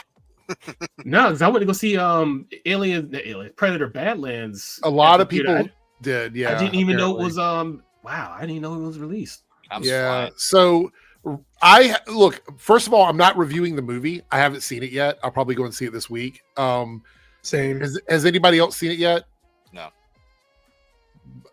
Ronan, you haven't even seen it? I was supposed to go last Monday to a screening of it, but some stuff happened and I couldn't make it work and whatnot. And I don't know why this one. I haven't even like. I guess just timing one. And I'm an Edgar Wright fan. Edgar Wright fan, and I like what I've seen out of Glenn Powell, but just I don't know why I don't feel like, no pun intended, running to go see this movie right now. I want to see it, but like I chose to go see Predator Balance again rather than see this one. I've seen Predator Badlands 3 times. So. Yeah. And I'm even behind on Springsteen, the Let Me From Nowhere. I want to see that one as well. So I don't know why it's got this big of a drop. I've heard people say that they prefer the movie over the book, the original book. And people are saying that it's a bit of mix of tone wise. So that might be the case. But this might be a hot take. The last few films that the Edgar Wright put out, I prefer over the Cornetto trilogy. I am way more of a Baby Driver and Scott Pilgrim and Last Night in Soho fan than I am of any of the Cornetto films. Oh, Last Night in Soho is fantastic. Yeah. Wish we would have got his Ant-Man movie. I mean, is this proof that there's a white male lead fatigue in Hollywood? I mean, I feel like this could be pointing towards that, right? I mean, I don't know. It has to do with marketing. People, Omega didn't know it was coming out. Omega didn't know it was out already. So, like, yeah, I mean, look, there's a lot of issues with this movie. Obviously, it's sort of tongue in cheek because this is what, like, on the flip side, if I were one of those guys, I would literally be like, yeah, it's true. There's a white lead male fatigue in Hollywood. This is the proof of that because this movie had a bad opening at the box office. We do have a guest that has popped up in the green room. Darren has arrived. Oh, okay. Hello. Thanksgiving Darren too, not just any Darren. So we have Christmas Ronin and Thanksgiving Darren. So we have the holidays covered. And I still have Halloween stuff up. So we have like it's the spread of the holidays there. So Darren, have you seen The Running Man yet? Nope. Okay. Apparently no one went to see it. That's why it only has 28 million opening. But I just took a check here at the Rotten Tomatoes score, and it's not doing bad. I mean, it's a 65% critic, 79% fans. I've heard some criticisms about it not being as good as the original, but the original was a campy 80s movie, so there's not a lot really to compare it to. The bar wasn't that high. Honestly, it wasn't. Look, I really love that first Running Man movie, but it's not some pinnacle of like filmmaking. You know what I mean? Yeah, like it's cheese, but it's good tasting cheese. I'll be honest, I didn't know it came out. Like, I saw people talking about it, but like I saw people talking about it, but like it was all my like friends like you guys that are like talking about it, seeing it. So like I just thought it was screeners. I thought people like, oh, it came out and it was gonna come out in a couple weeks or something. No, it's been out for like a week now, and I was like, oh, like I saw that trailer, and I was like, oh, I kind of want to see that. But like this is a movie. Like once I heard the like reviews, not that they've been bad, but like this is the like one of those kind of movies where like the reviews are going to be big for me because I was in the middle. And seems like since most people were kind of like, it's okay, it's whatever, then I might just be like, well, I'll wait for it. I'll see it in streaming. I don't need to rush into a theater. It's really funny to me with this movie that they put so much work into remaking what is like a cult classic movie from the 80s, and then they did nothing to prop it up for success. Yeah. They did nothing. This movie, I think we had one trailer like 4 months ago, and I didn't see any promotion after that. Nope. Nothing at all. Can you pull up Cheveny's thing right quick? Let's see. Which one? The one about movie stars. All right, here we go. This one. So this is something that I've especially been noticing, in recent years. Like we are not in a, movie star era anymore. Like whenever movies, do bad at the box office, people try to blame it on one specific actor or actress. Recent example, that Christie movie, that Sydney Sweeney movie that came out and bombed at the box office. People want to say, oh, well, Sydney Sweeney just can't sell tickets. Well, a biopic that came out a month ago that had The Rock and Emily Blunt in it came out and did just as badly. So that star impact doesn't really have as much of a say as it used to, and it's a lot more about, well, ideally I would like to say it's a lot more about the product that people are invested in it, not so much the name of, oh, I'm going to go see this because this person's in it. We're not living in that time anymore. And It's Anthony here says that it, sorry, Darren. Go ahead. I was just going to say, like, it can help inflate one. Like, you know, I think you see that a lot where it's like, okay, actors alone won't sell a movie. But if someone says, hey, Chris Pratt is in that new Mario, that might help them go see the Mario. That's not going to be the only reason they see Mario. Right. That's fair. But it's like, oh, like, I like Jack Black, so I'm going to go see it kind of thing. But if that's not going to do it alone, if they didn't already like the Mario IP and the brand and stuff like that. Anthony says movie stars don't sell movies anymore. IP does, and directors. I would agree with the IP thing. I don't even know if directors necessarily do, because it has to be a rare director. Because like, the director of this movie is well beloved. So I mean, like, Wright is a director that most people would go and see because of the movies that he makes. It's Christopher Nolan. That's it. I think he's the only real one that like has that kind of power. Keyblade Ronan always mutes when he's not talking. Yeah, I don't want static or like the neighborhood to start sounding off while the boys are talking. Yeah. I will say this though, there's a definite issue with the way this is being handled on social media, and this is kind of what I wanted to talk about here. So over here it goes, remember this, Sinners ended up grossing over 370 million worldwide, but you reported it very differently. And this is in response to Variety here, where they posted The Running Man, which paired Glenn Powell with cult favorite filmmaker Edgar Wright, earned 17 million domestically. Internationally, the film earned 11.2 million for a global haul of 28.2 million. And they leave off suspiciously the fact that this movie cost 110 million to make, right? They leave and off you would say, part because it doesn't help their narrative. Well, that's what I'm saying. And if you go up here and you look, this is how they handled Sinners when it came out. Sinners has amassed 61 million in its global debut. It's a great result for an original R-rated horror film, yet the Warner Brothers release has a 90 million price tag before global marketing expenses, so profitability remains a ways away. Now, I want to point out that the issue with this is this movie opened with 61 million and has almost $20 million less in production budget, and they acted like it was the worst thing you've seen. It's got a long way to go. You have a movie like Running Man that comes out. It has $110 million, $111 million price tag, whatever it is. I've seen several different numbers. It opens to 28 million, and they're making excuses for it. That's a problem. That's Hollywood, sadly. That's like, it'll like, all right, what do we like? What do we want to talk about? Whatever. Like, just throw a wrench at it when I. But it's fucking weird because this is Ryan Coogler, Michael B. Jordan, and a great fucking movie. Yeah. Why did they decide to turn this into a hit piece? I don't understand that. My guess is probably like they were either bored. It was, they were designed that way, or it was either a slow day for news, and they just wanted to spark some light under somebody's asses and just be like, yo, what do you think about us doing this and whatnot? Which still doesn't help. It's like, why are you even throwing shade at a movie that's an original idea? I mean, okay, so look, take all of what they're saying here out of it. The movie is good. It's like you would have to really dig to find something wrong with Sinners. It's a really fucking good movie. I would say for me, it's even a great movie, right? And even though that's my subjective opinion about it, I think you would have, in order to convince me your position that it's a bad movie, you'd have to like do a lot of heavy lifting. There's only one real criticism I have of the movie, and it's character motivation that happens towards the end of the film. If you've seen the movie, you probably know what I'm talking about. To keep the plot moving along. But outside of that, I don't really have an issue with the movie. And I think there's a lot of really smart things that are done in Sinners. It's just weird to me that they're sweeping so hard for this movie, arguably just an okay film, versus one that I think was probably an incredible film. Something's not quite white. I mean, I see what you did there.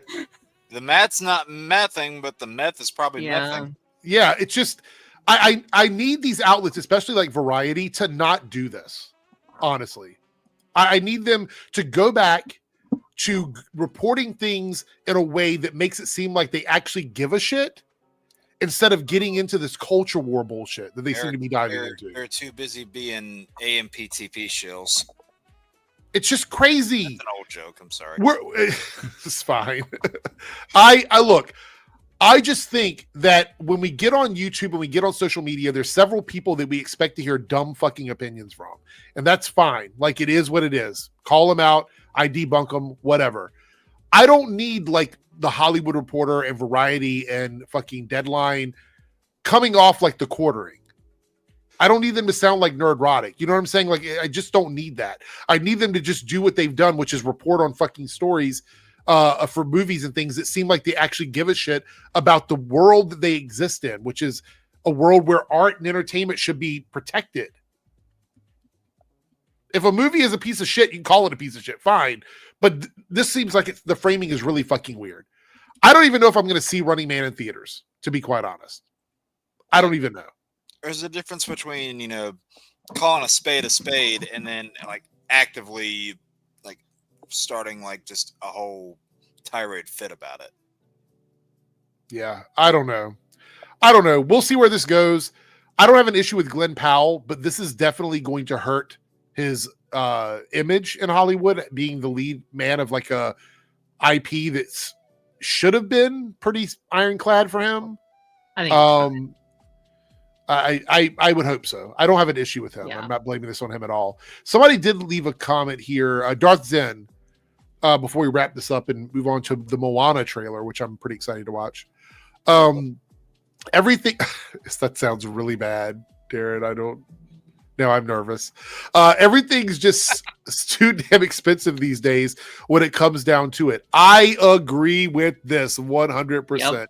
People are being very well. Look, the good thing is that the government opened back up and people should be getting their paychecks again, and maybe they'll be able to afford Thanksgiving. We'll see. Walmart's playing in our faces with those Thanksgiving packages they got. Christmas is right around the corner. Yeah. I agree with this. I think that what's happened is we're going to see movies like Predator Badlands where people are willing to spend a little bit more money to go see it 2-3 times, whatever. And then there's going to be movies like Running Man where people are like, is it good? Can I wait for it to come? Because look, how are you going to spoil a movie where you already know how it fucking ends? How is that going to happen, right? This is a book. There's already been a movie on it. People know you're not going to miss anything. Like, the ending is the ending, right? Yeah. So people are going to wait for it to come out at home. Like I said earlier, and most of you guys weren't here. I think Jake might have been here when we talked about this. I know Omega was here because I was talking to him about it. I need Hollywood to start doing more shit like Sinners and stop remaking everything. Yeah. Mm-hmm. That's what I need from Hollywood. Predator Badlands, great example. You took an existing IP, you gave me a new story, and it's fucking fantastic. Yep. That's what I want. You don't have to remake stuff and tell the same fucking story. Yep. Last year they did Mufasa, existing IP, but they told another story in it. I mean, Same you thing. had what's it called? That like parody movie that came out this year, which was like a sequel to what was already out there, but it was like a new thing that they created. I'm blanking on the name of it right now, but Parody movie. I'm blanking on it. I'm sorry. The comedy. Jesus. Naked Gun. Thank you so much. Okay. My lord. I was Naked like, Gun. I was like, where's he going with this? I was like, it blanked. I like started talking and I realized halfway through I had no idea what the name of the movie I was about to reference. I was like, well, I'm fucked here. But All right, we got a $2 super chat from Naruto. Eric, will you be live at all next week? Why would I not be? Is there something going on next week? Thanksgiving, maybe? That's not next week. Is it? I think it's the week after, right? No, it's in 2 weeks. No, Thanksgiving is next Thursday. Next week. Yeah, it's like a week. Next 2 days. Thursday, bro. Yeah. Is it? Yeah. Oh, I will. God. I will be live on Monday. Like, it wouldn't affect my Monday stream at all. It'd be Thursday is on Thanksgiving Day. Yeah. And a lot of people will probably be eating turkey that day. I'm gonna be okay. working. Let me ask the chat a question. I need you guys to be honest with me. Be real. Don't hype me up. Okay. Should I go live earlier on Thursday, like in the afternoon, since people are going to be off work and not doing anything, and do my stream then? Or should I go live later like normal after everybody's had their turkey dinner? Which one should we do? Because I know some people can't be here, and I'm not even going to ask who can be here and who can't be here. should I go live in the chat? Give me early afternoon, say day or say night. It doesn't matter. Whichever one. I'm very curious to what people would prefer. I feel like less people have plans like 11 o'clock at night on Thanksgiving. Like I feel like most Thanksgiving activities is probably over by then. Yeah, they're wrapped up by that point. So should I go late at night when people have had their turkey and they're sleeping? Everybody else is saying early day though. Well, no, Jeffrey said night. If you had your stream early, I wouldn't mind stopping in for a little bit before I started feasting and doing all the stuff. Yeah, all right. If you did it like a normal time on Thursday, my engagements would be done by then. Yeah. Okay. All right. How about this, chat? What if I do a vertical stream hanging out around the house early while we're making Thanksgiving dinner so I can show you guys around the house, and then I still do my nighttime stream? I feel like that's fair. That's fair. I think that's fair. Well, here's the thing. The reason why I'm saying that is this is the first year we're actually not doing anything for Thanksgiving. Like we have family that has a bunch of stuff going on and we normally go there on Thanksgiving, but because they're doing something different, we don't have anywhere to go. So we're having friends over and we're making a small little, like, we're going to do a movie and a very light Thanksgiving dinner at the house. So yeah, I could do that for sure. I will be live on Monday though. It won't affect Monday at all. Darren, what are you laughing at? You're muted. Just Jeffrey's comment. Oh. South Texas Shark 2 Super Chat. Darren here now. That's what I'm talking about. There we look at the Darren love. Which, by the way, I think it's an appropriate time to say this. I will be giving out Christmas gifts to all of my regular panelists. So in December, you will be getting something from me for Christmas. So a Ferrari? Absolutely. Just ready. Wait for it. Yeah. Amazon gift card. Yeah, well, maybe if that's the easiest way to give a gift. So. Yeah, you open your mailbox and it's just a plastic bag of Yeah, okay. Give me one of those. Okay, how far are we into the stream? Can I say hour and 30 minutes ish. Yeah. Okay, yeah, okay. You can get me one of those real dolls, not the real dolls, the ones that's made of China. No. Oh my god. Oh my god. Wait. China look better. Wait, so if somebody in China gets one of those dolls, does it just say made around the corner? Oh my god. Yes. There we go. Okay, so since we have enough people here, who wants to stay? Because we only have one more thing, which is the Moana trailer. What's the topic? Well, the topic is Moana trailer, and then I'm going to I meant the list.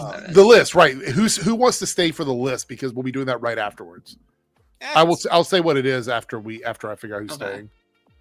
We have at least 3 people. I might have to leave after the Moana thing just because I've already been streaming for like almost 2 hours. So Omega, it depends on whether are you staying or are you leaving? Yeah, I'm staying.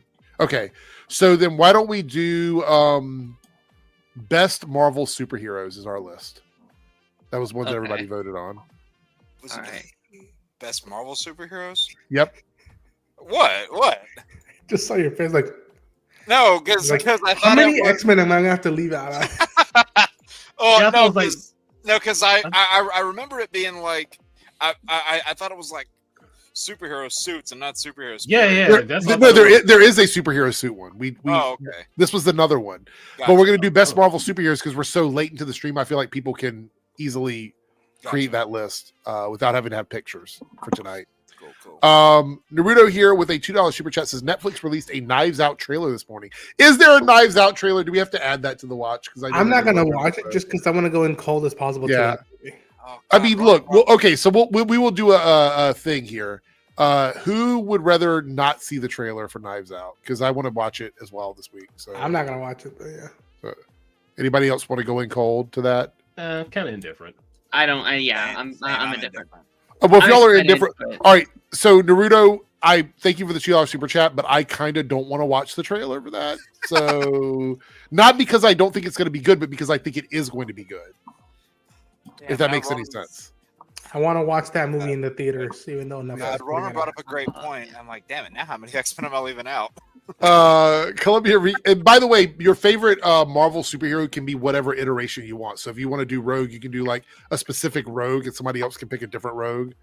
As long as it's not the same one. Yeah.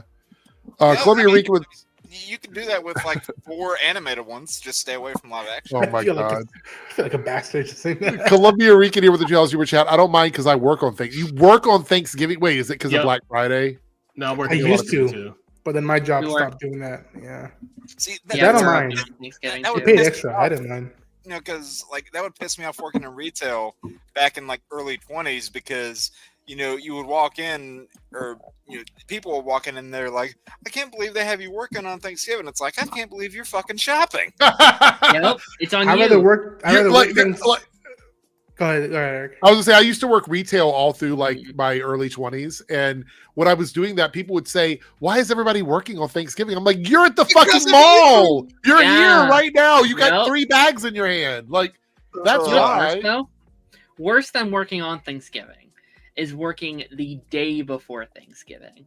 It is hell on earth. The first year I worked, we didn't have a single. My whole thing is like I have to get the buggies from like outside stuff. We had 0 buggies. We have like about 300 to 400 buggies. We had 0 buggies. Yeah, Shark no here one says trust- Walmart is now closed on Thanksgiving. Really? Yeah, they did not used to be. Lucky bastards. Well, we have to get a new dishwasher. I don't know if I told you guys or not, but ours broke last week. So we've been dealing with that. We're going tomorrow to pick up a new dishwasher, and we waited till tomorrow because early Black Friday sales start this week. So That's the thing Like, with a lot we're of these trying to get places. those, It's like it's not just Black Friday anymore. It's the entire week at some of these. it's places. black. It's Black November, I guess. Oh no! Is that? I wanted to say Black Week, but that sounded worse. Oh god! And Omega, you're Omega's, muted. Omega's muted, right? So I he think it's can't- intentional or not. I don't know. You're muted. You're muted. We can't hear you, Omega. You're muted. Oh, You're muted. We can't hear you. hear me now. There Yeah, you we go. can hear you now. So- I'll say yes, Black Week. Anyway, all right. I think we got all the super chats out. Thank you guys so much. All right, let's watch this Moana trailer. Look, you guys know I'm not a huge fan of remakes, but I'm hoping this is going to be good. And Darren, you gave me a nervous energy when you said that, and I'm like, what is Have this you going to look seen like? the original movie? Have you seen it? Yes. Then you've seen this trailer. Nope. Wait, is the trailer literally the same? It is a carbon cop. They have said basically they haven't changed a single thing for the movie. Didn't they do that with How to Train Your Dragon too? Sure Haven't seen that did. either. Sure did. All right. Well, let's see how it looks. Okay, so I'm going into this. My expectations are how does this look? Because obviously it's going to be the same movie. So let's see.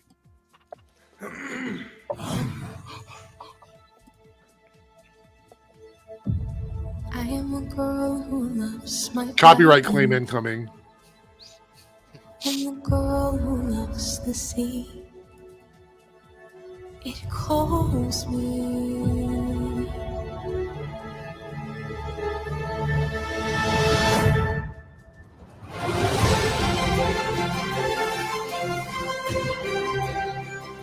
I love the music though.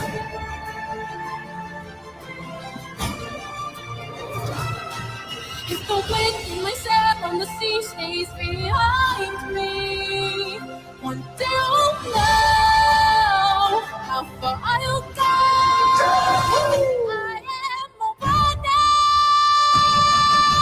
Moana. He sounds incredible though. That was an incredible vocal there. Oh, The the fuck? Hey. all right. Fuck? Wow, they didn't bring out the Rock at all. I mean, you can see I mean, him, you like, in the see him background, but, like, jump right there. Yeah, like, that. Yeah. I'm shocked he didn't like have it in, like in his contract. It has to be in every trailer. Is it a hot take to say that didn't really get me excited for it? No. Well, you know why? Because you've seen it. Yeah. You saw I it 9 haven't years ago. I haven't even seen it. I mean, And same. I'm like, It's like I'm not even. it's I'm, It's a I'm $1 not even billion Toy movie Story. though. oh, It's gonna make $1 billion. Honestly, I'm This just is- not a huge Disney fan. I haven't even seen the following up Toy Story movies. Like I said goodbye after 3. Like I'm Yep, good. same. After 3, I'm Yeah. done. yeah. I mean, Staggervore, that I would be seated for. A live action Sophomore. Gargoyles movie, that would get me into theater. Oh, yeah. Speaking Bring of back show. Gargoyle is something we haven't seen in freaking 40, Gargoyles, 20 years. DuckTales, dude, I'm there. Harrison says, you know it's gonna make money. Moana's the biggest thing since Frozen for him. Yeah. Yeah. I I have the same feeling I got when I watched the How to Train Your Dragon trailer. Well-made trailer. Great trailer. Looks beautiful. Looks great. It looks great because it's based on... It is exactly... Let's be honest. It is exactly one of my favorite movies of all time. I love that first Moana. It's identical. There are shots there that you can't really tell if it's animated or if it's live action. And to me, that's a problem. Have they just given up on trying to change anything now? Are they just like, we're just going to do everything exactly the way it is in the Well, here's other the thing. movies? They're being rewarded for it. People came out of How to Train a Dragon and they loved it. I saw so many people being like, this is the best live action reboot yet. This is the best one that they have ever done. And that scares me. That, because studios are going to see that and be like, wait. We can just do the same They're gonna exact take all the wrong thing. lessons. We don't even have to write a new script. We can just do the same exact thing. It will cost us. It makes me less sad. money, It makes me sad that you were absolutely right about that. It and makes it will me very make sad. this will make $1 billion. This is easily $1 billion movie. This is going to be the highest grossing movie. Oh my God. One up at least. Say less. Live action gargoyles. Oh, I'm in. Like Guillermo del Oh, Toro. man. Say dude, less. come on. I pitched this Hell, on give my me a live action. Give me a live action adaptation of The Tick. Hell, You know what? They could even, I don't know if he'd be up to this, but they could even bring back Jonathan Frakes as just an older Xanatos. probably. Yeah, they probably would do that. I It's pitched great. this over on. I'm sorry. Okay, Okay. go ahead. Sorry, go ahead. I pitched this over on my stream today. Like, if they had to do this, if like Dwayne Johnson was like, please let me do this, I need the work, whatever. If they had to, I pitched like, you know what would be cool? Do a prequel. Do a Maui prequel movie, a live action Maui prequel movie. Dwayne Johnson gets to be his fucking demigod superhero action star, but you're not redoing the story. There's like thousands of years worth of stories before the events of Moana. So you could have that $1 billion hit, you can have your musical, you can have the thing, but then you can always keep telling the animated stuff. Because Moana 2 came out less than 2 years ago. It made $1 billion. That also made $1 billion. And to be fair, that was just a collection of like episodes put together. Yes. into a It's movie. crazy how quickly the turnaround happened from the first Moana movie, which is 2016, to this movie. That is the quickest animation 9 to years. live action turnaround we have ever gotten. To be fair, next year will be 10 years. It'll be like a little short of 10 years. But still, 10 years is a very short amount of time, Yeah. especially if you're doing nothing different. Like, you know, if they were coming in here and be like, we're telling this new, fresh take on the story, I'd be like, fair enough. Okay. It's the same story. It's not like we need to reintroduce this to a new generation, because this generation is still loving Moana. They are binging it on Disney Plus. They went to see Moana 2 instead. Like you can't use that excuse for this one. Right. This is the, I don't like using the word cash grab. I think it's used way too much. This is the definition of a cash grab. Like, there's no workaround. There's no real defending it. They wanted money. Dwayne Johnson wanted work. He wanted to feel something after he got kicked out from DC. That's all this was. Crazy Joe in the chat, who is not here with us tonight, goes, How to Train Your Dragon was excellent, but Snow White is probably the best live action remake I've ever seen. Does anybody want to chime in on Crazy Joe's take? He's not Is here. that the Joe we? It is our Joe, yes. Didn't Yeah, realize yeah. today was opposite day. I know Darren definitely does not agree with this. I like Snow White more than most, but I don't agree with this, no. Shout out to Jungle Book. That one was pretty great. Yeah. Peach Dragon wasn't bad.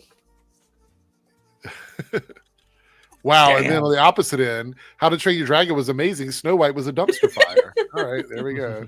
I didn't Right. love either.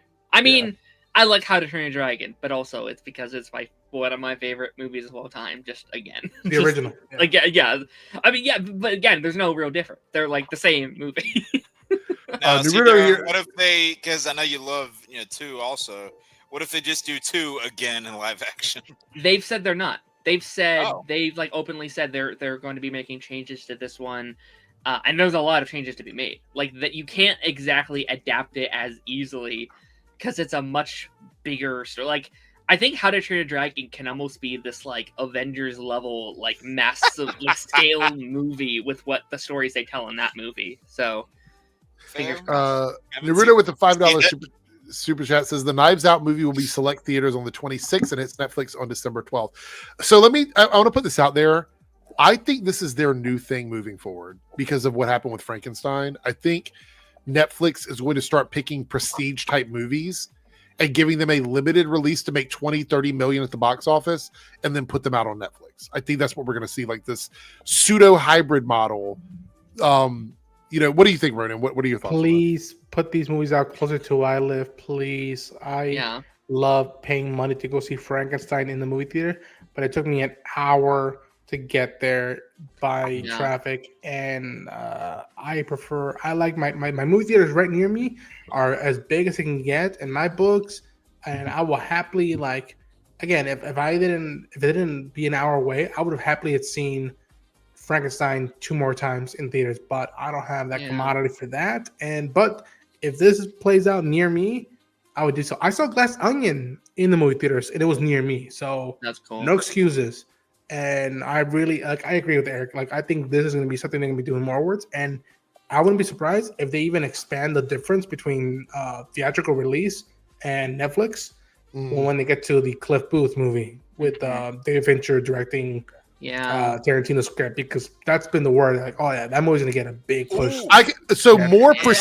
More prestigious directors would make deals with Netflix, and this helps. So I want you guys to understand. Not only is this good for consumers, it's good for theaters. It's good for art. It's good for the directors. This is all a positive. If they're going to start putting movies out in theaters, even in a limited capacity, it helps art. It helps movie theaters. It helps the commerce of the movie ecosystem. Hassan bringing up the live action. If they were to do live action Pirates of Darkwater, hell yes, I would be there instantly. I'd be there instantly if they did that. Especially if they include the storyline. Oh man, yes, that'd be nice. To just add on to that, like, I'm really curious to see how Stranger Things does in January, because that's going to be an episode of TV. To be fair, it's a 2-hour episode, it's like 2-hour 30 episode of TV. That's like we're thinking like another 20-30 million situation, like it did with Frankenstein. Could be, but probably. Like, that's going to be a test. I think that's going to be a big test to see, can we try that? Can we do that more? Maybe start doing more like these like TV movie events with some of these premieres mid-season. Like, could they then try, be like, okay, here's the One Piece season 3 premiere is an hour and 30 long. You just put it in theaters or whatever. Oh no, we have someone that has arrived to defend their position on Snow White here. So Joe has arrived. Good to see you, Joe. Are you here to defend your opinions on Snow White? Well, it's not. I just popped in because I was awake, but okay. But I'm always happy to sing the praises of Snow White. It's easily going to be in my top 10 films of the year this year. Wow. That's what he's talking about. I saw that movie on my birthday. It opened on my birthday this year, March 21st. That movie opened on my birthday, and I went and saw it alone. And I came out and I said to my wife, "You've got to see this."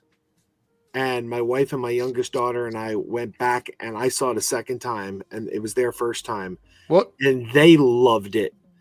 And then we went back a third time with my oldest daughter.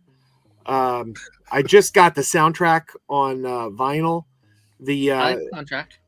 If it doesn't get nominated for Best Original Song at the Oscars, the system is broken, because it has 2 songs that are amazing, Where the Good Things Grow and Waiting on a Wish, and it's written by they're written by the same songwriters that did The Greatest Showman and Spirited. No movie has been more of a victim of disingenuous hatred than that film, because it's one of the best live action remakes, and it's actually better than the animated original. Wow.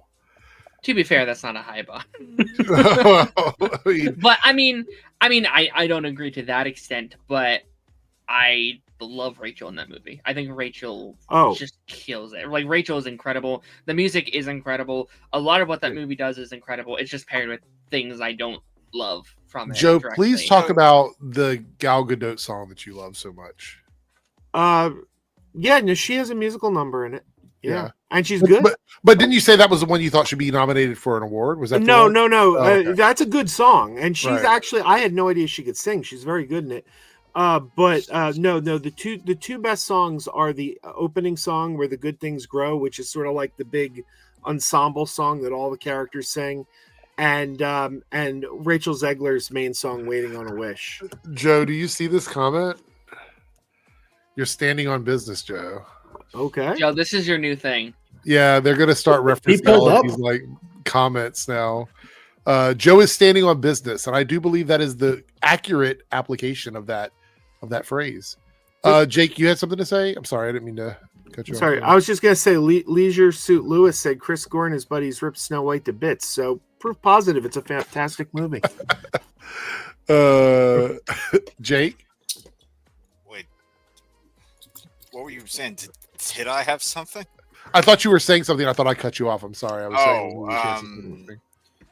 Well, I was just saying, like, I do find it funny that going into Snow White, everybody thought it was going to be, Rachel was going to bring the movie down. Gal was going to be the best part. See the movie, and it's kind of the flip flop of that. Right. It's kind of the opposite. Rachel's incredible. Like she deserves the world. How they treated her for that. Yeah, that was is stupid. fucking That was really that was uncalled for. Chris is supporting you a little bit. Oh, actually, not supporting you. Dear God. Oh, sorry. I've had a little bit to drink. I apologize. I'm sorry. You want a certain kind of way tonight. I'm drinking. I'm sorry. Okay. Dear God, All Is Fair is fucking terrible song. Sorry to disagree, Joe. Oh, come on, man. That's a fun song. I think it's one of the worst. I don't think there's a bad song. Like of the new songs, like there's a great song called "Princess Problems" that Princess Problems is my favorite. That's a fun song. Joe standing on business coming this fall to CBS. Why, Darren? Reed says the Muppet Christmas Carol songs are better. I like Paul Williams, but I don't know if I could agree with that. Muppet Carol, the music is not Joe siding against the Muppets for Snow White. Like the Muppets have some great music, but Muppet Christmas Carol is not, their best music. Chevity says Rachel Zegler is legit talented and has good politics, but could probably benefit from some media. Okay, I won't disagree with that. I think that's a fair statement. I can see that. In fairness, when that comment first came out, like the one people like to pick from, she was 19, I'm pretty sure, and she's been on. I think she had been in one movie. Like that's the thing. She wasn't an experienced actor. She got cast in West Side Story. That was her first movie ever, which is insanely lucky and talented too, of course. But it's so crazy that your first movie ever goes on to win Oscar, to win an Oscar. Yeah. So she was still new to all of this. I think people forget that she was still relatively a child when all of this started happening to her. So she probably wasn't super PR trained yet. Well, I would disagree that she needed PR training, because what happened with that was pure racism. Because when they made Maleficent, Angelina Jolie came out and said this is going to be different from the source material. And when they made Beauty and the Beast, Emma Watson came out and said this is going to be different from the source material. They all basically said we've updated it. But as soon as the people who weren't white said it, namely the Little Mermaid and Snow White, suddenly it was an issue. It's like, why was it an issue when they said it, but not when the others said it? Oh no, fully agree. Yeah, no, 100% agree. She's also been on the record saying she's a fan of the movie. I'm pretty sure that she said she dressed up as Snow White as a kid. She's a fan of Snow White, but then it's also okay to be but some things in Snow White don't age well, and that's not an opinion. That is a fact. That is a fact that some things in Snow White a lot of things in that movie don't hold up. And that's okay. It's all right for things not to age well. We're just mixing it up. Could she have maybe worded it better? Sure, maybe that's fair. But which comment are we talking about specifically? The one about which one were we talking about? So like it's weird. It's a weird, it's a weird thing. Right. Okay. Like, and people can like trim it, but like again, like they trim it out, they pitch it up, they do the things to make it sound horrible. They put it in all the memes. Of course, it's going to sound bad when you put it out of context and you put it in your little videos and on TikToks, and it's I don't know. And they do that on purpose because they know it's going to get attention. 100%. Yeah. Well, it's like how they got like one shot. They got this one shot where they freeze framed it while she was closing her eyes and one eye was drooping. I've seen that. Yeah. And they act like she's like this, like, oh, look how unattractive this woman is. And it's like, well, yeah, because you freeze framed it on a weird freeze framed it mid blink. Of course, you see get someone mid blink, they have like this face and they look all weird and derpy. It's like you caught them mid blink. Are the people that are making those comments supermodels? Didn't think so. They don't have any. Yeah, exactly. They're gross mongoloids living in their basements. Wow. That's not out of their own possibility. Like that. Why? It's guys like Az who can't get a date. I'm gonna beat that drum forever. Well, I had an issue with courting earlier, and I called him a dirty, unwashed asshole. So I guess there's. Wait, who? The quartering. It's on Twitter. Oh, yeah, the guy who peed in his basement. It's a race between him and Asmongold on which one is going to go the longest without taking a bath. Yeah. Lone Wolf for the $2 super chat sent you something on Discord just now. Well, let me see what that is while we continue to talk about Snow White. Just kidding. It's porn. Let me see. It better not be. Prawn. Horse porn. Yeah, definitely. Actually, God, Omega, you just reminded me of something, and I hate that my mind. Wait. This is something. Hold on. I'm running one down that I know everyone's going to take instantly, but I'm running it down. Jay says they can take a bath together for charity, just like one of my friends Dave and Mike back in college. For the heroes, Darren. Wait, they don't. That's for weddings though. That's not for. I gotta admit, I rewatched that stream that we did when Joe was like, exploring the vocabulary of the generations, and like, I am so happy I saw that live and it was part of it. I was like, that shit was. You rewatched it? That's what I'm talking about. That's one of the best stream clips we've had. Like, honestly, okay, so Chad, I don't normally do this because like people do whatever the fuck they want, but go back and watch. I think it was last stream, or maybe it was the stream before. Thursday. Last stream towards the end of the stream. I think it's like about 2 hours into the stream, where we have like this social commentary conversation about like modern slang terms. It's hilarious. I don't care. What did they say? That's what I'm talking about. But you didn't talk about anything. And I was just like, I was like, oh, Joe, thank you, Joe. So Michael here says, I appreciate Joe and everyone not taking the difference of opinion on Snow White personally. That's why I love this channel. I said this earlier. Like, that's the thing with my channel. As long as you're able to articulate what your issues are, I don't have a problem with people having different opinion. If you're like, it's a black person, that's why it sucks, then get the fuck out of here. Like, we're not. For sure. That's not why we're doing that. So this was what was sent to me by Lone Wolf. It's let's see here. Calendar shoot. Getting banned. It's fine. We were overreacting. Man of Tomorrow casting description hints a new hero joining the DCU. Sources tell Nexus Point News that a new female hero is being cast for the film. She's described as being in her late 20s and having an edge to her. What's interesting is there's a height requirement for this character, and they're looking for a taller actress. In addition, the character is being described as being a warrior and having a strong physique. All details point to the character being Wonder Woman, a character that has been highly requested by fans to make her DCU debut. Other potential candidates for this mystery character could be Big Barda or Black Canary. Any thoughts on this? Yeah. Power Girl? I'm just kidding. I don't see Black Canary fitting that description. I love Big Barda. I love Diana. If you're in a Gods and Monsters chapter, either Diana or Big Barda could work. Yeah. Let me push my propaganda really quickly. Oh no, here we go. I teased when this was first announced. I was like, what if this is a secret Justice League project? But let's just say this, let's just assume this is Wonder Woman. We would have Superman. Looks like we're having a Green Lantern, a Hawk Girl, if there is a Wonder Woman, a Supergirl. Supergirl might work in this. I could see. I don't think it's actually going to be like, I don't think it's going to be like, now we've changed it. I don't think that's what it is. but I could see it being this like secret like Justice League. You know, I think we Roster? mentioned a couple weeks ago, like a Super Friends is like a secret like Super Friends, because James Gunn has been very adamant this is not a Superman sequel. He seems to be really pushing this is not a Right. Superman sequel. Why? Why not just call it like Superman 2 or have Superman in the title? Because maybe it's just not a Superman sequel. It has a lot of Superman elements, has a lot of Clark and Lex and Lois, but maybe it's not a Superman sequel. Like Right. I could see it. I could. Gunn also hates subtitles in his movies, so he won't call it like Superman insert subtitle because he hates doing that. That's why Guardians of the Galaxy were just 1, 2, and 3, essentially. Maybe it's Big Barda, and they're going to do the storyline where she and Superman make a movie together. Oh my gosh, that two issue story. Oh man, when I heard that, I got the book. I was like, what the fuck? Yeah, That exists. That exists. I'm All looking at right. it right now. Well, we so do. Gun.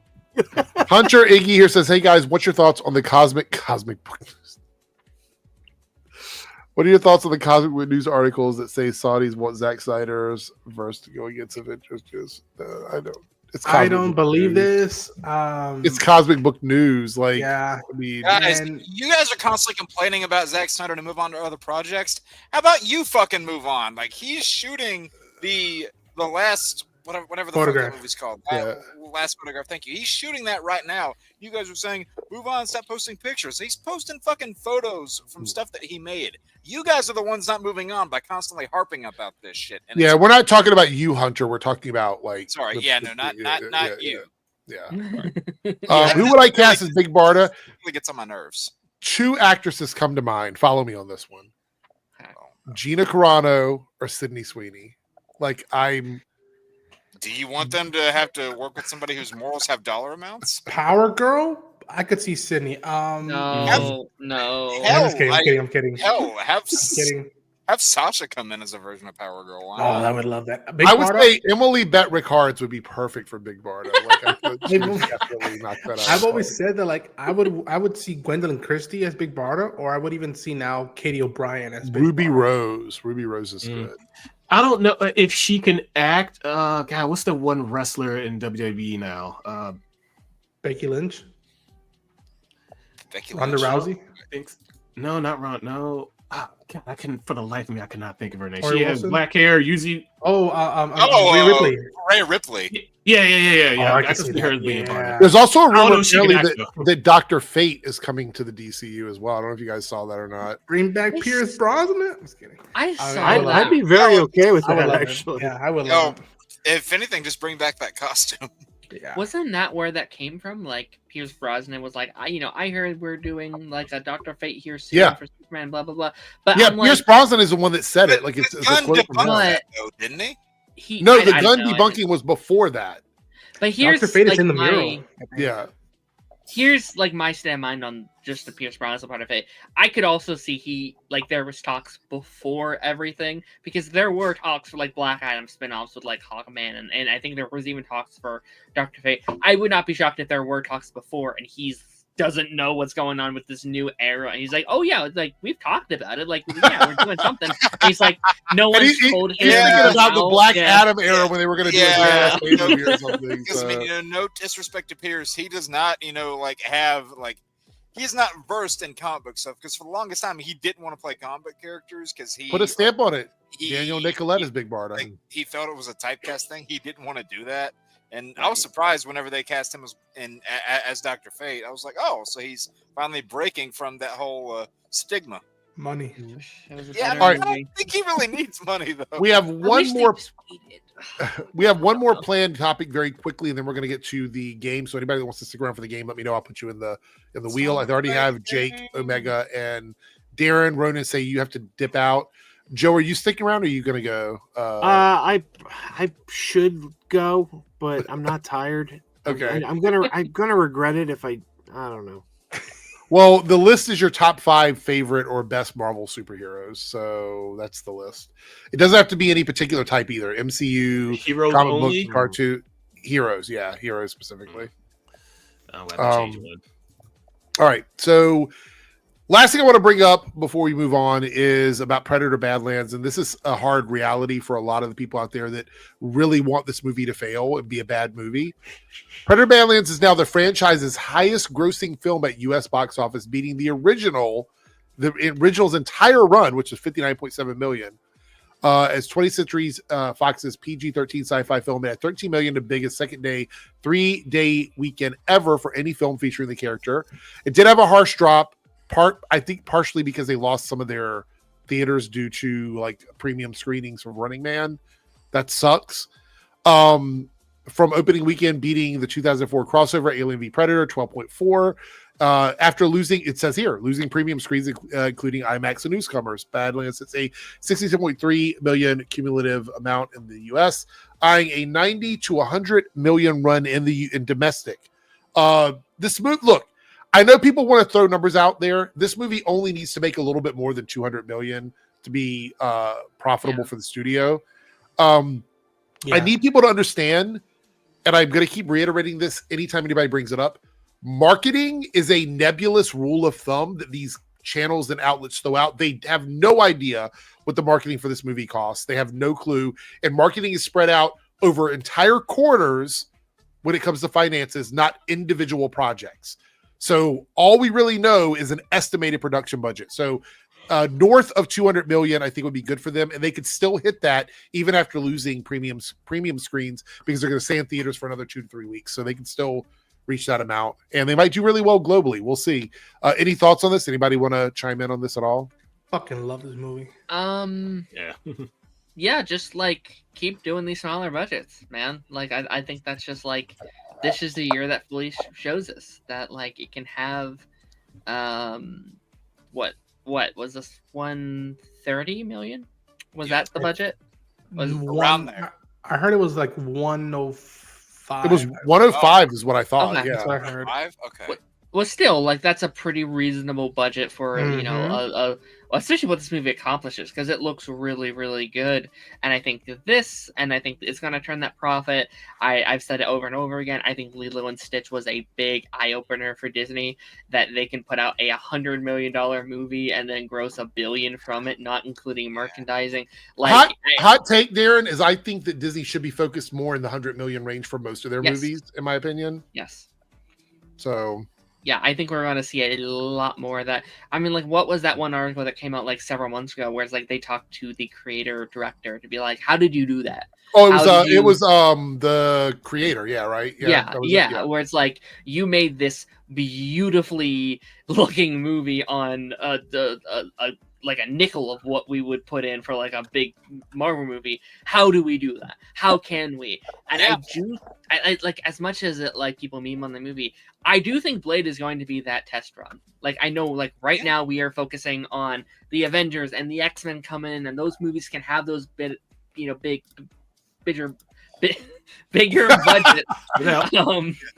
But like Blade, I think is going to be their big experiment. Is like not only is it going to be rated R, it's going to have a lower budget seemingly, and it's just an original character, and they can kind of just experiment with that because there's no like that's a character that's so self isolated from everything else. Don't need 150 million. Oh, I mean if it bombs, who gives a shit? Just don't do more. That's it. Just have it come out, and that's it. Yeah, that would be kind of a full circle thing to how the genre really kicked off. Because you go back to '98, Blade was a C-list character.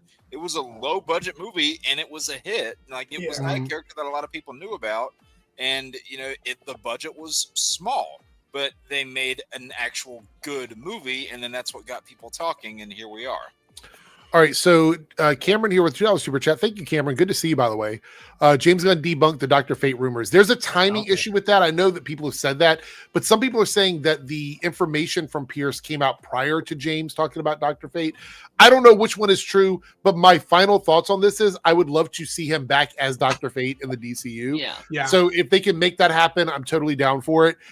If we don't get him back, we still need Dr. Fate back. Honestly, 100%. Yeah. If I'm okay with Margot Robbie coming back as Harley Quinn, I'm okay with Pierce Brosnan coming back as Dr. Fate. It's too good of a casting that run with it. Yeah, give me them, and then this wasn't from the DCEU, but love it if they just brought Matt Ryan back. I knew you were gonna say Matt Ryan. I mean, it's too good to lose. I agree.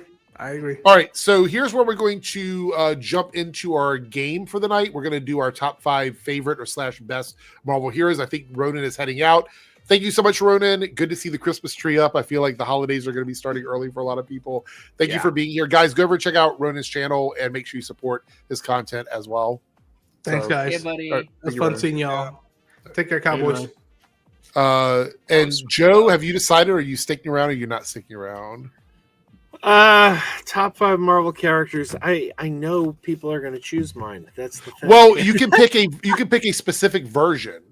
Wait, So there's a Marvel specific only? version that you like. That means you can pick, like, if you like, I like Magneto from this specific storyline, or I like Magneto from this movie, or I like Magneto from this cartoon. You can literally pick any version you want. So did it switch? Because I saw it was superheroes. Are we doing just characters overall now? No, it's superheroes. Okay. I use Magneto as an example, but it could Okay. be Is any it Marvel superhero. only or any Yes. comics? Okay. Okay, here's the list: Change out Marvel superheroes in any specific thing. So, like, if, say, for example, you like Michael Fassbender's Magneto, and somebody else, like, I'm using Magneto again, but you like the other version of Magneto from the cartoon or something like that, you can both pick Magneto. You just can't pick the same version of Magneto. Okay. Okay, I'll stick around. Okay. I mean, Magneto was right. So By the way, I put an image down there. You know, since somebody brought up Cosmic Book News, I've been trolling Cosmic Book News on Twitter and responding with these memes to like everything they post, and it's starting to piss them off. Like they're responding now. You just post this meme every time? Yeah, like whatever they post, I just respond with one of these. That's so hilarious. I like it's 4 separate ones. I kind of compiled them so I could. Oh, got you right. So these are the different ones, right? Yeah, Gotcha. I use a different one each time. You could use that one, and that one is good enough in itself, though. Anyway, all right, we're gonna bring the wheel up.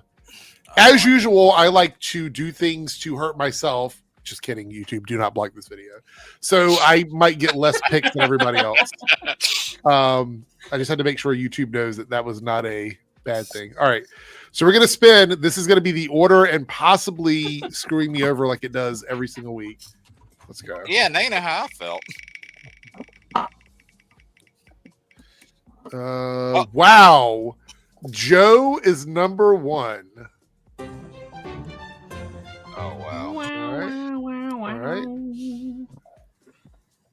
By the way, guys, tonight it is apples for good, oranges for bad.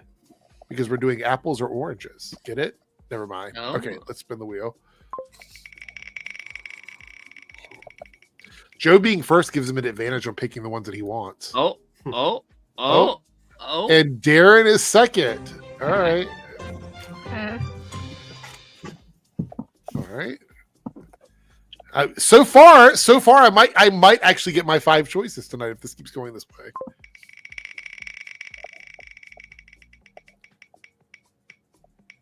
No. You were saying?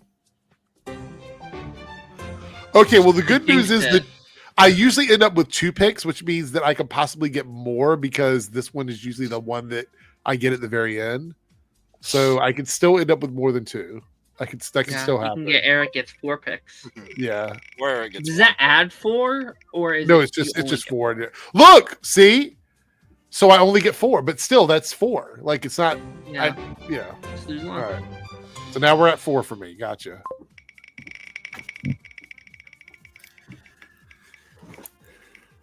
Oh. Spin again. All right. I thought there are 2 spin-agains right next to each other. Yeah. Hope we get spin again. Spin again. No! No!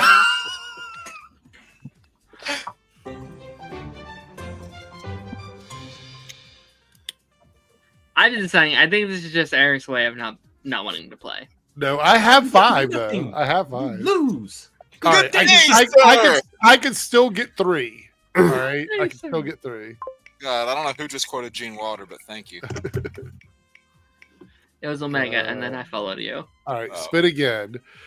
Can we just pick the last 2 so that way I don't have to get?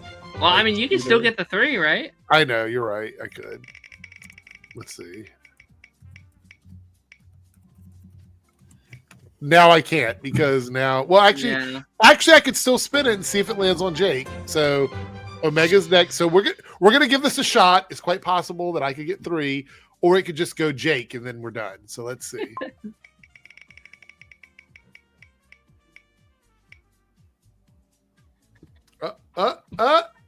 Oh, I get 3 picks. So I really thought it was gonna land on Jake. all right. Well, there we go. So, but Jake is last, unfortunately. So, Yeah. all right. So this is the order we got. Rigged. It's not rigged, Jay. Come on. Like seriously. Save the best for last. Seriously. What are we saying? All right. So apples for good, oranges for bad. Top 5 Marvel superheroes specifically from any media. So you can say which one you're talking about specifically.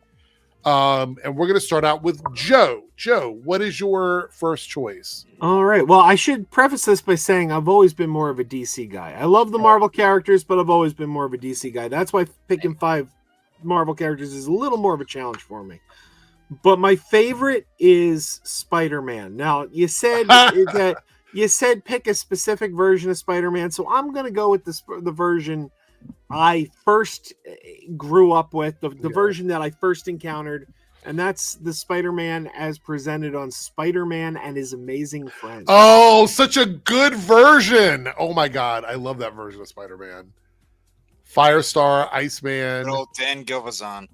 Yep. Yeah. Great one. All right. So that one is off the table. If anybody had that on their list, off the table. All right, Darren, what is your first choice? Oh shit. Good question. You know what? I'm just gonna go with it. I'm not an expert in this character. I haven't read all their comic runs or whatever, but this is a character. You could just give a general idea of which one you're talking about. I have always loved, for some reason, my boy Nightcrawler from the X-Men. I knew he was going with that one, so I left it for him. I was like, I don't know. I'm not an expert in it. If you tell me, like, hey, tell me all his backstory, I'll be like, I don't fucking know. I just think he's a cool little guy. I like his powers. I think he's cool. I like his whole general vibe, especially with what we've been doing with him in X-Men 97 recently. So unbelievably good. And I can't wait for the Nightcrawler movie in 2057. I mean, that was one of the standout episodes of '92 for me. The original series was those ones are great. Like his title episode, whenever he kind of turns Wolverine more into a faith-based direction. Love that stuff. If I have to pick one, it will be the 90s and the 97 version. Yeah. If anyone else happens, wait. So the OG 90s animated, the 90s one. I would count 97 into that too, because it's just a continuation. Yeah, it's the same guy. So if anyone wants Wolverine in the X-Men or X-Men Evolution, they can go for that. Or even Alan Cumming too, if they wanted to. Yeah, true. The newer guy too. All right, Omega. Well, I forget his name too. All right, Omega. What is your first choice? Storm, 92, 97. Ooh, nice. Any particular reason, or is it just one that you remember, or it's Storm? He's like, do I need a damn reason? But no, it's not just. I mean, what really? Just Storm. She's amazing. She's pretty much the quintessential black female comic character who you think of every single time. I have to say, the chat is filled with apples. So just so you know, apples. All right, Jake, what is your first choice? So I was gonna say this one, but you know what? I'm gonna go ahead and go with the theme here. I'm going 92, 97 Rogue. I have to. Oh, okay. We're on a path. I love this animated series shit that we're doing right now. I mean, that was one of the standout characters of that original series, because she really represented somebody who has all the immense powers. Somebody on the mutant side, but also she faced a lot of the prosecution, especially in being rejected by her dad because of what she was. And she's this character that wants to bond with people, wants to get closer with them, but she can only do that from an arm's length because she can't get close to anybody. And that's really where that emotional barrier is, and she hits that emotional barrier with people constantly. I get the joke here. 2 big apples. I get it. I get it too. But yeah, no, I had to go with that. It's my favorite version of Rogue that we've gotten across, live action, animation, any of those mediums. And coming off of, watching that series, growing up, was why I really didn't like what they did with her in the movies. No fault of the actress, that was all the direction, but yeah, I have to go with Rogue there. Okay. All right. With that being said, it brings us to the fourth one. Go ahead, Joe. What is your fourth choice? All right. Well, I am going to, stick with Spider-Man and His Amazing Friends. I'm going to say Iceman. Oh, okay. Iceman's cool. From That cartoon show. was basically my entry into Marvel. That I and didn't like mean Lou it. Ferrigno, the Lou Ferrigno TV show.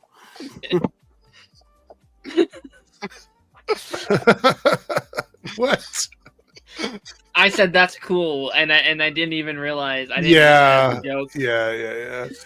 For once, I didn't mean it. I love that they replaced like the Superman phone booth with like a block of ice. So he literally just like block of ice bust out every time. I also always wondered what happened to like he would make those ice slides all over the city. They just Like, melted on people. Yeah, it's like what happened to those? Like, what was the after effect? Were they like crashing down on cars and things as they started to melt? They have some hair dryers as they go out and try and melt the ice. Yeah. That's what fire starts for, right? Yeah, exactly. So Darren, what is your next choice? Oh yeah, it is my turn, huh? Yeah, all right. This is one of my. I've always seen this character in one very specific show, so I don't know them in the comics that well, or they haven't been in many other adaptations. This is a character that could have single-handedly taken out Thanos. Quake from Agents of S.H.I.E.L.D. Fucking incredible. Okay. Badass, powerful, well-developed, and it's just one of the coolest MCU heroes, I'll say MCU heroes that they have ever done. She is an incredibly cool character, and I hope she comes back to us soon. Okay. All right. 2062. All right. So Omega, what is your next choice? From the same series, as I said before, 92, 97, Cyclops. Yeah. Oh. 97. Actually, I would say 97 is when he really gets he's standing on business in 1997. Yeah, they actually made him into a badass because the movies failed to do that in every way. Yeah, the movies failed them. I mean, even in the comics in the 92, people are like, "Oh, why is he just Boy Scout?" Because someone has to. Right. Someone has to fix Wolverine's shit. Might as well be me. Who else is going to? Right. It's like people think, "Oh, like why can't Wolverine just leave the team?" I was like, he's going to get them all killed if he leaves. Yeah, exactly. Someone has to have responsibility. Jake, what is your next choice? So, this is not going to be surprising at all coming from me, but I'm going to go ahead and do it. Tobey Maguire, Spider-Man. I kind of felt like that was coming. Yeah. I mean, hits all the beats for me that I love about the Spider-Man character. You get the wrestling origin, you get the photography side, and watching those movies, being in kind of a similar financial state for a lot of my life growing up, I was able to resonate with them in that way. In high school, where he's not in high school very long in those movies, but that I had that same kind of social status there in the town that I grew up in too, so I could relate to that a lot. And those were some of the movies where I would watch the behind the scenes of those. Honestly, all three of them, like the making ofs, on loop over and over to the point where I had them memorized. And I've made 3 really good friends that I still talk to today solely because of the experience that we shared with those movies. That's where they all kind of based on. So had to go with that. Okay. So, Joe, that brings us to your third choice. What do you got? All right. Well, You gonna say Firestar? no, you're close though. You're close. Now, I told you I love the Fantastic Four. I was very disappointed by the Fantastic Four movie, but I do love the Fantastic Four. So I got Human Torch. Okay. I didn't specify a version. Right. If we need to specify a version, I don't know. I was thinking general comic book version. Okay. The comic book version. Okay. Yeah. All right. That's good enough. Human Torch in the house. Wait. Do you mean the version from the Fantastic Four, the OG? Oh yeah. No, not the Okay. Android version. Okay. The Gotcha. Johnny. Okay. Gotcha. All right, Darren. So, what is your third choice? My next one, I won't talk about him too long because I've talked about how I like this version of the character so much. I also went with the Spider-Man, the Yuri Lowenthal, Peter Parker. Yeah. Talked about it so many times. I don't need to go into it. But that's just I think when I think of the character now, I just think of his voice and his take on the character, and my now what has to be thousands of hours I will just spend just not even playing, just like swinging around the city with his Jameson in my ear as I just beat up random criminals for a couple hours every now and again. I love that story. I love the take on the character. I hope we get like a take like that in live action someday. I could see us slowly getting there with Tom Holland's not exactly obviously, but something attuned to that I think would be really, really cool. So Okay. Yuri Spider-Man. All right. Well, with that being said, Omega, what is your third choice? Christopher Reeve Spider-Man. Spider-Man. Yeah, Spider-Man. Christopher Reeve Spider-Man. Superman. What? Namely Superman 1 and 2. My favorite Marvel character. Marvel only, huh? Yep. Well, come back to me. All right. we'll go to Jake and then we'll come back to Omega. All right, Jake, go ahead. I thought he was trying to say, wait, Marvel only? He was like, no, comics. I was like, so all of comics, and I was like, he was like, yeah. So I was like, wait, he got confused. That's fine. Yeah, it's just Marvel. I thought he was trying to say Christopher Daniel Barnes and said Christopher Reeve by accident. Well, yeah, that's who he meant. Go ahead, Jake. We'll go back to Omega. Okay. What was your third one? So I was actually surprised. Going into the MCU for this one. This is my only character from the MCU. Okay. And the character I loved a good bit before the MCU, reading them in some graphic novels, seeing an animated movie with him, playing as the character in video games. But I'm going to go with the MCU's Doctor Strange. And that's, I think, been one of the more consistent characters for me across the different films that he's been in. I love how the first, film takes him on this arc of, actually helping people for the right reasons instead of just the fame and the recognition. And then you get into the second film, which, has got 2 Avengers movies plus Spider-Man in between that. And it really takes him on this journey of, learning that even though he is, skilled and he's talented, he doesn't always have to be in control. He doesn't always have to hold the knife. He doesn't always know best. And I just love the way that Benedict Cumberbatch plays that character, and the way that they shoot a lot of the magic scenes, the way that they visualize a lot of the wizardry stuff. I think it's like way better than something like the Harry Potter movies do, for example, because especially in the later films, it's just like they're holding little sticks that act like guns in the last few movies. Whereas this one, you actually get to see, like runes, like whips made out of magic, him fighting these Lovecraftian style monsters. So I'm going with Stephen Strange from the MCU, and I pray that Raimi comes back to do that third movie. Okay. Yeah. All right. So with that being said, Omega, we'll jump back to you if you have a Marvel character now. Robert Downey Jr.'s Iron Man. Oh, he actually made. How funny would it be if he said Doctor Doom? That's a Doctor Doom. He actually made me give a shit about Iron Man because I didn't hate Iron Man or any of the Avengers. It's just he wasn't an X-Men. I didn't care. But with the MCU movies, pretty dang good. Yeah. All right. With that being said, Joe, that means you were up next. All right. Look, you can't have Bert without Ernie, right? So how can I pick Human Torch without Thing? They go together. So there you Comic go. book version? Yeah. They it's just it's the natural pairing. They go quite well together. And I'll give you a sneak preview. No, I won't. Never mind. Okay. Spider-Man and Fantastic Four have always been my 2 favorite Marvel comics. So okay. With that being said, Darren, what is your next choice? Mm-hmm. Number 2. Yeah, I'll pair it. I think it was pretty well with Omega's choice here. I've always just had a really close attachment to Chris Evans, Captain America. Okay. I love Sam a lot. I will forever defend his honor. But those those, I mean, Captain America's is really what got me into the MCU. It's really got me into Marvel. He's a character very similar to Superman that you just want to inspire to be. Like, you want to be that golden standard. And I think just the way Chris Evans plays that character, especially my love for Winter Soldier, that his like stand up and fight speech in Winter Soldier is such a powerhouse. And I find myself thinking about that speech quite often. I'm just like, man, I wish I could be more like that. I wish I could, do blank, blank, and blank. So, all right.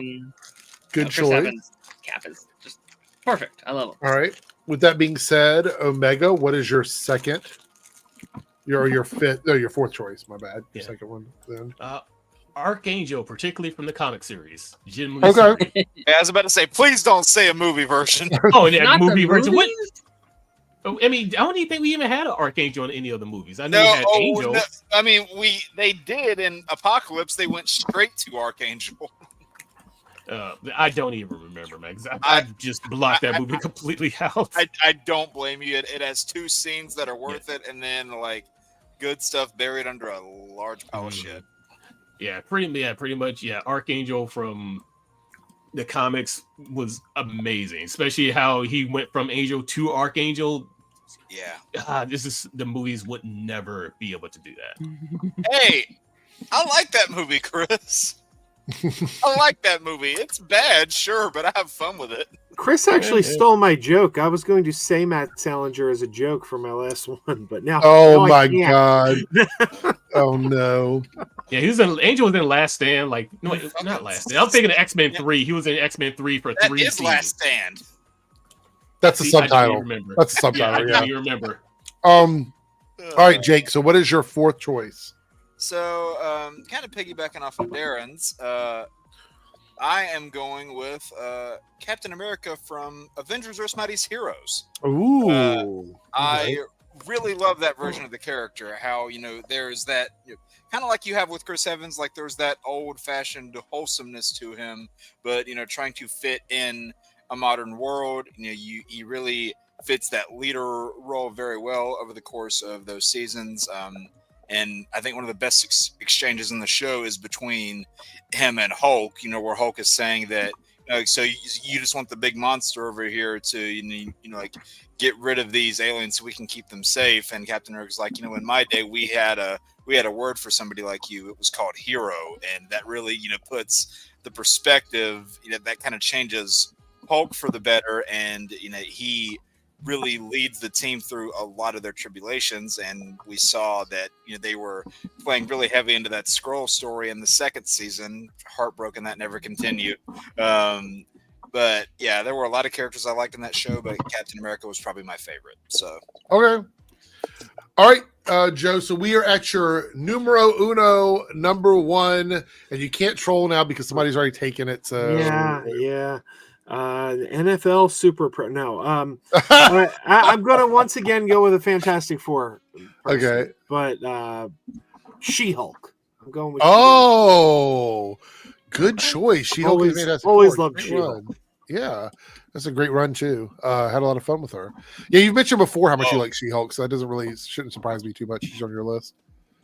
All right, Darren, what is your final choice? Oh, we get some green apples on that one. Appropriate. Okay. Darren, you good? Sorry. I'm back. I was on another screen. Sorry. This is a bit of a bit answer, and that's fine.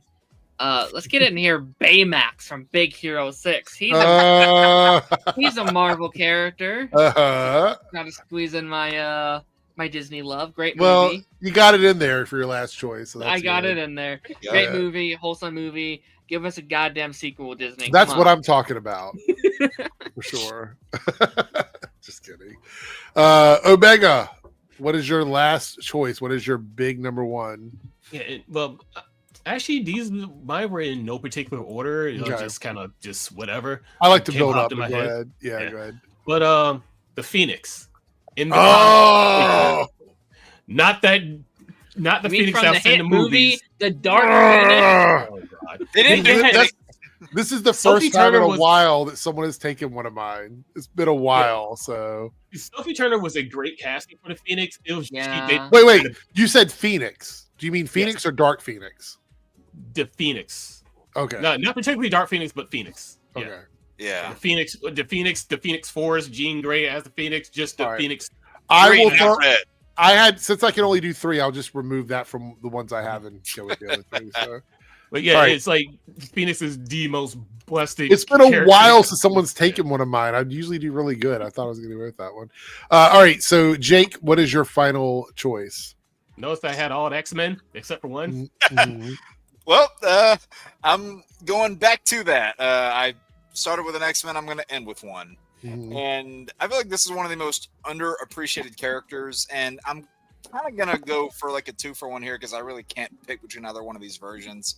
I'm going with both the live action and the 92, 97 versions of Cable. Cable's been one of my favorite characters. I've always loved how he came from that broken alternate future. Same thing with Bishop. I love how in 92 you have them coming from different parallel futures, and they think they have to kill each other to secure their future. I loved that whole dynamic between them, and then him coming back in 97. For the little bit that we got in there, I want to see that continued. And because of how Nathan Summers focused season 1 was, I have a theory that they're going to be incorporating Strife into future seasons. I really hope I'm correct on that. But I also loved him in the second Deadpool movie. He was arguably my favorite part of it. That I thought Josh Brolin killed it in that role. Design was incredible. He was an absolute badass. He took no shit at all, and they really got that that cranky, humorous dynamic. What the hell's going on with Darren? You see this? I don't know what's happening. My No, Lord. thing's Anyway, Oh, sorry. it's not you doing it. No, it's that thing's acting up weird. Okay, there it is. But yeah, I'm going with Cable, and it's like a tie between the 92-97 version and the Deadpool 2 version. So yeah. What? Fuck? What the hell is happening? Why am I? Why Hey, am I like- two? 222 trillion. Oh, okay. He disappeared. All right, we'll do super chats before he gets back. Lone Wolf here with a $5 super chat. Thank you so much. Since you took it, I'll say Rogue from Evolution, Spider-Man from the 90s, Gambit from 97, Oh yeah. Ryan Reynolds Deadpool, and obviously Iron Man RDJ, which is Darren is back, I guess. Maybe. What does his name say? I don't know. We'll have to see. It says Darren on it. So Maestro here with the $5 super chat. Cyclops current comic run. Emma Frost from Wolverine and the X-Men. Ooh, good choice. Ooh, good one. Spider-Woman original comic run. Invisible Woman from First Steps. And Daredevil from Netflix. Can't fault you there. Yeah, that was on my backup list. I probably should have put him in instead of Baymax, but I wanted the bit. Lone Wolf $2 super chat says, I like Hawkeye Avengers Mightiest Hero version. Okay, that's a good one too. All right, so my list is, I had to swap one out. I would have put the Ben Affleck Daredevil in. First one will be Andrew Garfield as Spider-Man. I had a feeling that was going to be there. That's going to be on there. I was wondering. I was like, is anybody going to pick this? Because I think that he's probably my favorite Spider-Man. Next to the new animated one, I forget the actor's name. I know he's not well liked, but I think he did a good job on the series. Friendly Neighborhood Spider-Man. Yeah. Robbie Reyes, Ghost Rider from Agent of S.H.I.E.L.D. by Gabriel Luna. Like that's one of my favorite adaptations of that character. And I had to swap out a hero though, Eric. Yes, I think he counts as a hero. Okay, all right. I would say that my third choice is the one that I swapped around with Phoenix / Dark Phoenix, but it is Wesley Snipes as Blade. Never gonna be one Blade. So Never gonna be one Blade. That was what I swapped around. So thank you. Two blades. Yeah, the second one sucked. So the TV one? Yes. Yeah. Oh, you didn't. He No, should I have did been in the not like movie. Sticky Fingers' Blade. He should have been in the movie. When Wow. Wesley Snipes said there's only going to be one Blade, he should have just showed up and said, "I beg to differ." Yeah, and then he should have shot him. You didn't like the Blade TV show? No. I Oh, love that show. about that. See, that's the thing. Like, no one fucking remembers that show. It was on. Wasn't it on? What was it? Spike TV. Yeah, and they decided to get rid of it because it was like not doing well with the male audience or something like that. It was appeal. It had too many women were watching it. Yeah. Yeah. I remember crazy. seeing it on like CW Seed and just being like, "What the fuck?" Oh, yeah. It's good though. Jeff Johns was the head writer. He was the showrunner. So, Jake, you don't like Sticky Fingers? I don't like that Blade series, no. All right. That's why I All right. So let's go through and see what everybody picked over on the Debunks channel. What do you guys want me to make a video on? We're going to end the poll. It is, drum roll, Nerdrotic's failure exposed. So that we'll be doing a video on that probably before the end of the week. I do have the It's a Gundam video that I have to make. That'll probably be this week also. And somebody asked about me responding to EFAP. I will probably be doing that this week as well. So those are three of the videos you'll be getting from my AirrickDebunks channel. Lone Wolf of the Challenge Super Chats says, any of you like any of the X-Men Evolution takes? What does that mean? But just like- on specific characters. Yeah, I thought it was good. I thought it was a good Yeah. series. Yeah. It was fine. Yeah. It was based off the movies a bit more, which it was based off the movies too much for my liking, but they were fine. Yeah. Nightcrawler. I like the show, but I don't know what he means by the takes. Probably just like adaptations. I like their beasts It's a like lot. takes on those characters. Oh, okay. Beast was good. They had a Yeah. great Magneto. Logan was good if I remember correctly. Yeah, they kind of made him and Storm like the leaders, if you will, like the mentors. I think it works with that take on the characters though. Like I kind of like him being the like grumpy old man, and then eventually over time, I like the idea of like Scott like overthrowing. I know they didn't do that in the show itself, but like over time, you could see Scott like take over once he's old enough to be like, oh no, I am the true leader of this team. Like, Yeah, get back, old man. Well, they even have that, like that bit where they're kind of going at each other, and he says, "We're not kids anymore. You trained us." They think we're the enemy, and the last thing we need to do is prove them right. So, yeah. And over on the Reloaded channel, the winning poll take is top 5 worst mistakes in the MCU, DCEU, or DCU. Oh boy. So I think we should recycle those other 3 that lost in there, because those are all really good ones. We will. I'll bring them back again. Worst MCU, DCEU / DCU mistakes. Top 5. Yes. And these are very subjective. Like whatever it is that you think is bad. Yes, the series did introduce X-23. Jay says, can I give some love to Florence Pugh as Yelena? She is great. Also, Aman Vellani as Ms. Marvel. Also, Haley Steinfeld. Look, honestly, this list could have been like our top 15. I mean, I feel like there's just so many great characters. Yeah. So, wait, hold on. Hell, you want a really hot take? What's that? I think if she hasn't done so already, I think Yelena's got the potential to surpass Natasha in terms of like. She already has for me. I think she has. Yeah. But I think in general, in terms of general perception, she's got the potential. I would say her performance in Thunderbolts for me secured her as my favorite Black Widow. To be honest, same for me. I mean, Nat didn't really get the chance. Like she had one movie, and I don't think it's a very good movie. I mean, let's be honest. She kind of fell off. So yeah. Oh. Reed says, now I'm hungry for Thanksgiving food. Yeah. So, all right. So I think that is it for tonight. We're done with all the lists. I've already put everything in there. So let's look. So it's MCU, DCEU, and DCU mistakes. Yes. Yeah. Okay. We're gonna look at the list now to see who's in the running for where is it at? Where's the channel at? In the running for the prize. So let's go ahead and look at this here. Over on the Debunks channel, our top 3 is Columbia Rican, Maestro, and Tony Soprano again. Let's go in there and add them in. So Columbia Rican is in here 5 times. Tony Soprano will be in here 3 times. And Maestro is in here. Let's see.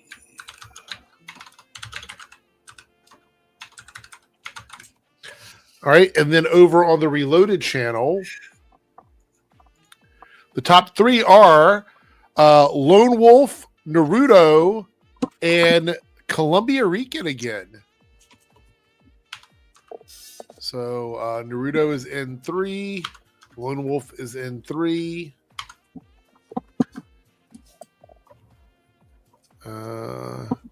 There we go. All right. Well, that's pretty much it. Before we go, I want to give a shout out to some of the people on the channel. Obviously, we had Ronan, who was here. And thank you so much for coming in, Ronan. Anybody watching on playback, make sure you check out Ronan's channel. Also, being here the whole time, we had Omega, who joined me very early in the stream. He's going to be uploading, I guess, to your DeviantArt at some point. Actually, I uploaded like 4 or 5 to DeviantArt, and I uploaded a bunch to Blue Sky. Okay. We also had Jake in the house. Go check out Jake's channel. Yeah, well, next door, I mean. Jake next door. Yeah. Go check out his channel. My internet's finally back, so I'm able to get uploads out. Okay, cool. All right. Well, there we got that. Darren is here. Make sure you go check out Darren's channel, Pipeline Podcast, and After the Credits, and all of his individual uploads. And joining us very late, but still here with us hanging out, is Joe from Crazy Joe's Concession Stand. Who are you live tomorrow, Joe, or no? Yeah, I think so. My body clock's all messed up because I'm just switching to the night shift. Like this is my first week, so I've been there. But you get used to it. That's the plan. The plan is tomorrow night. Okay. All right. Thanks everybody for all the super chats. Thank you for participating in the contest tonight. Everybody that did that, I do appreciate it, and for voting on the polls. We'll be live again on Thursday, so we will see everyone then. And that's it. Have a great night and take care. Bye, everyone. Hey there. If you're seeing this, that means we have reached the end of the stream. Thanks so much for your continued support with comments, likes, subscriptions, super stickers, and super chats. I just want to give a special shout out to all of the channel members who have contributed to the success of this channel with paid tiers. On the screen, you will see your name displayed as a signal of appreciation from myself and the channel. If you would like to see your name on this list, consider selecting a tier with the join or plus button, depending on your platform. Thanks again, everyone. Let's hang out soon in the next stream, and I'll see you then.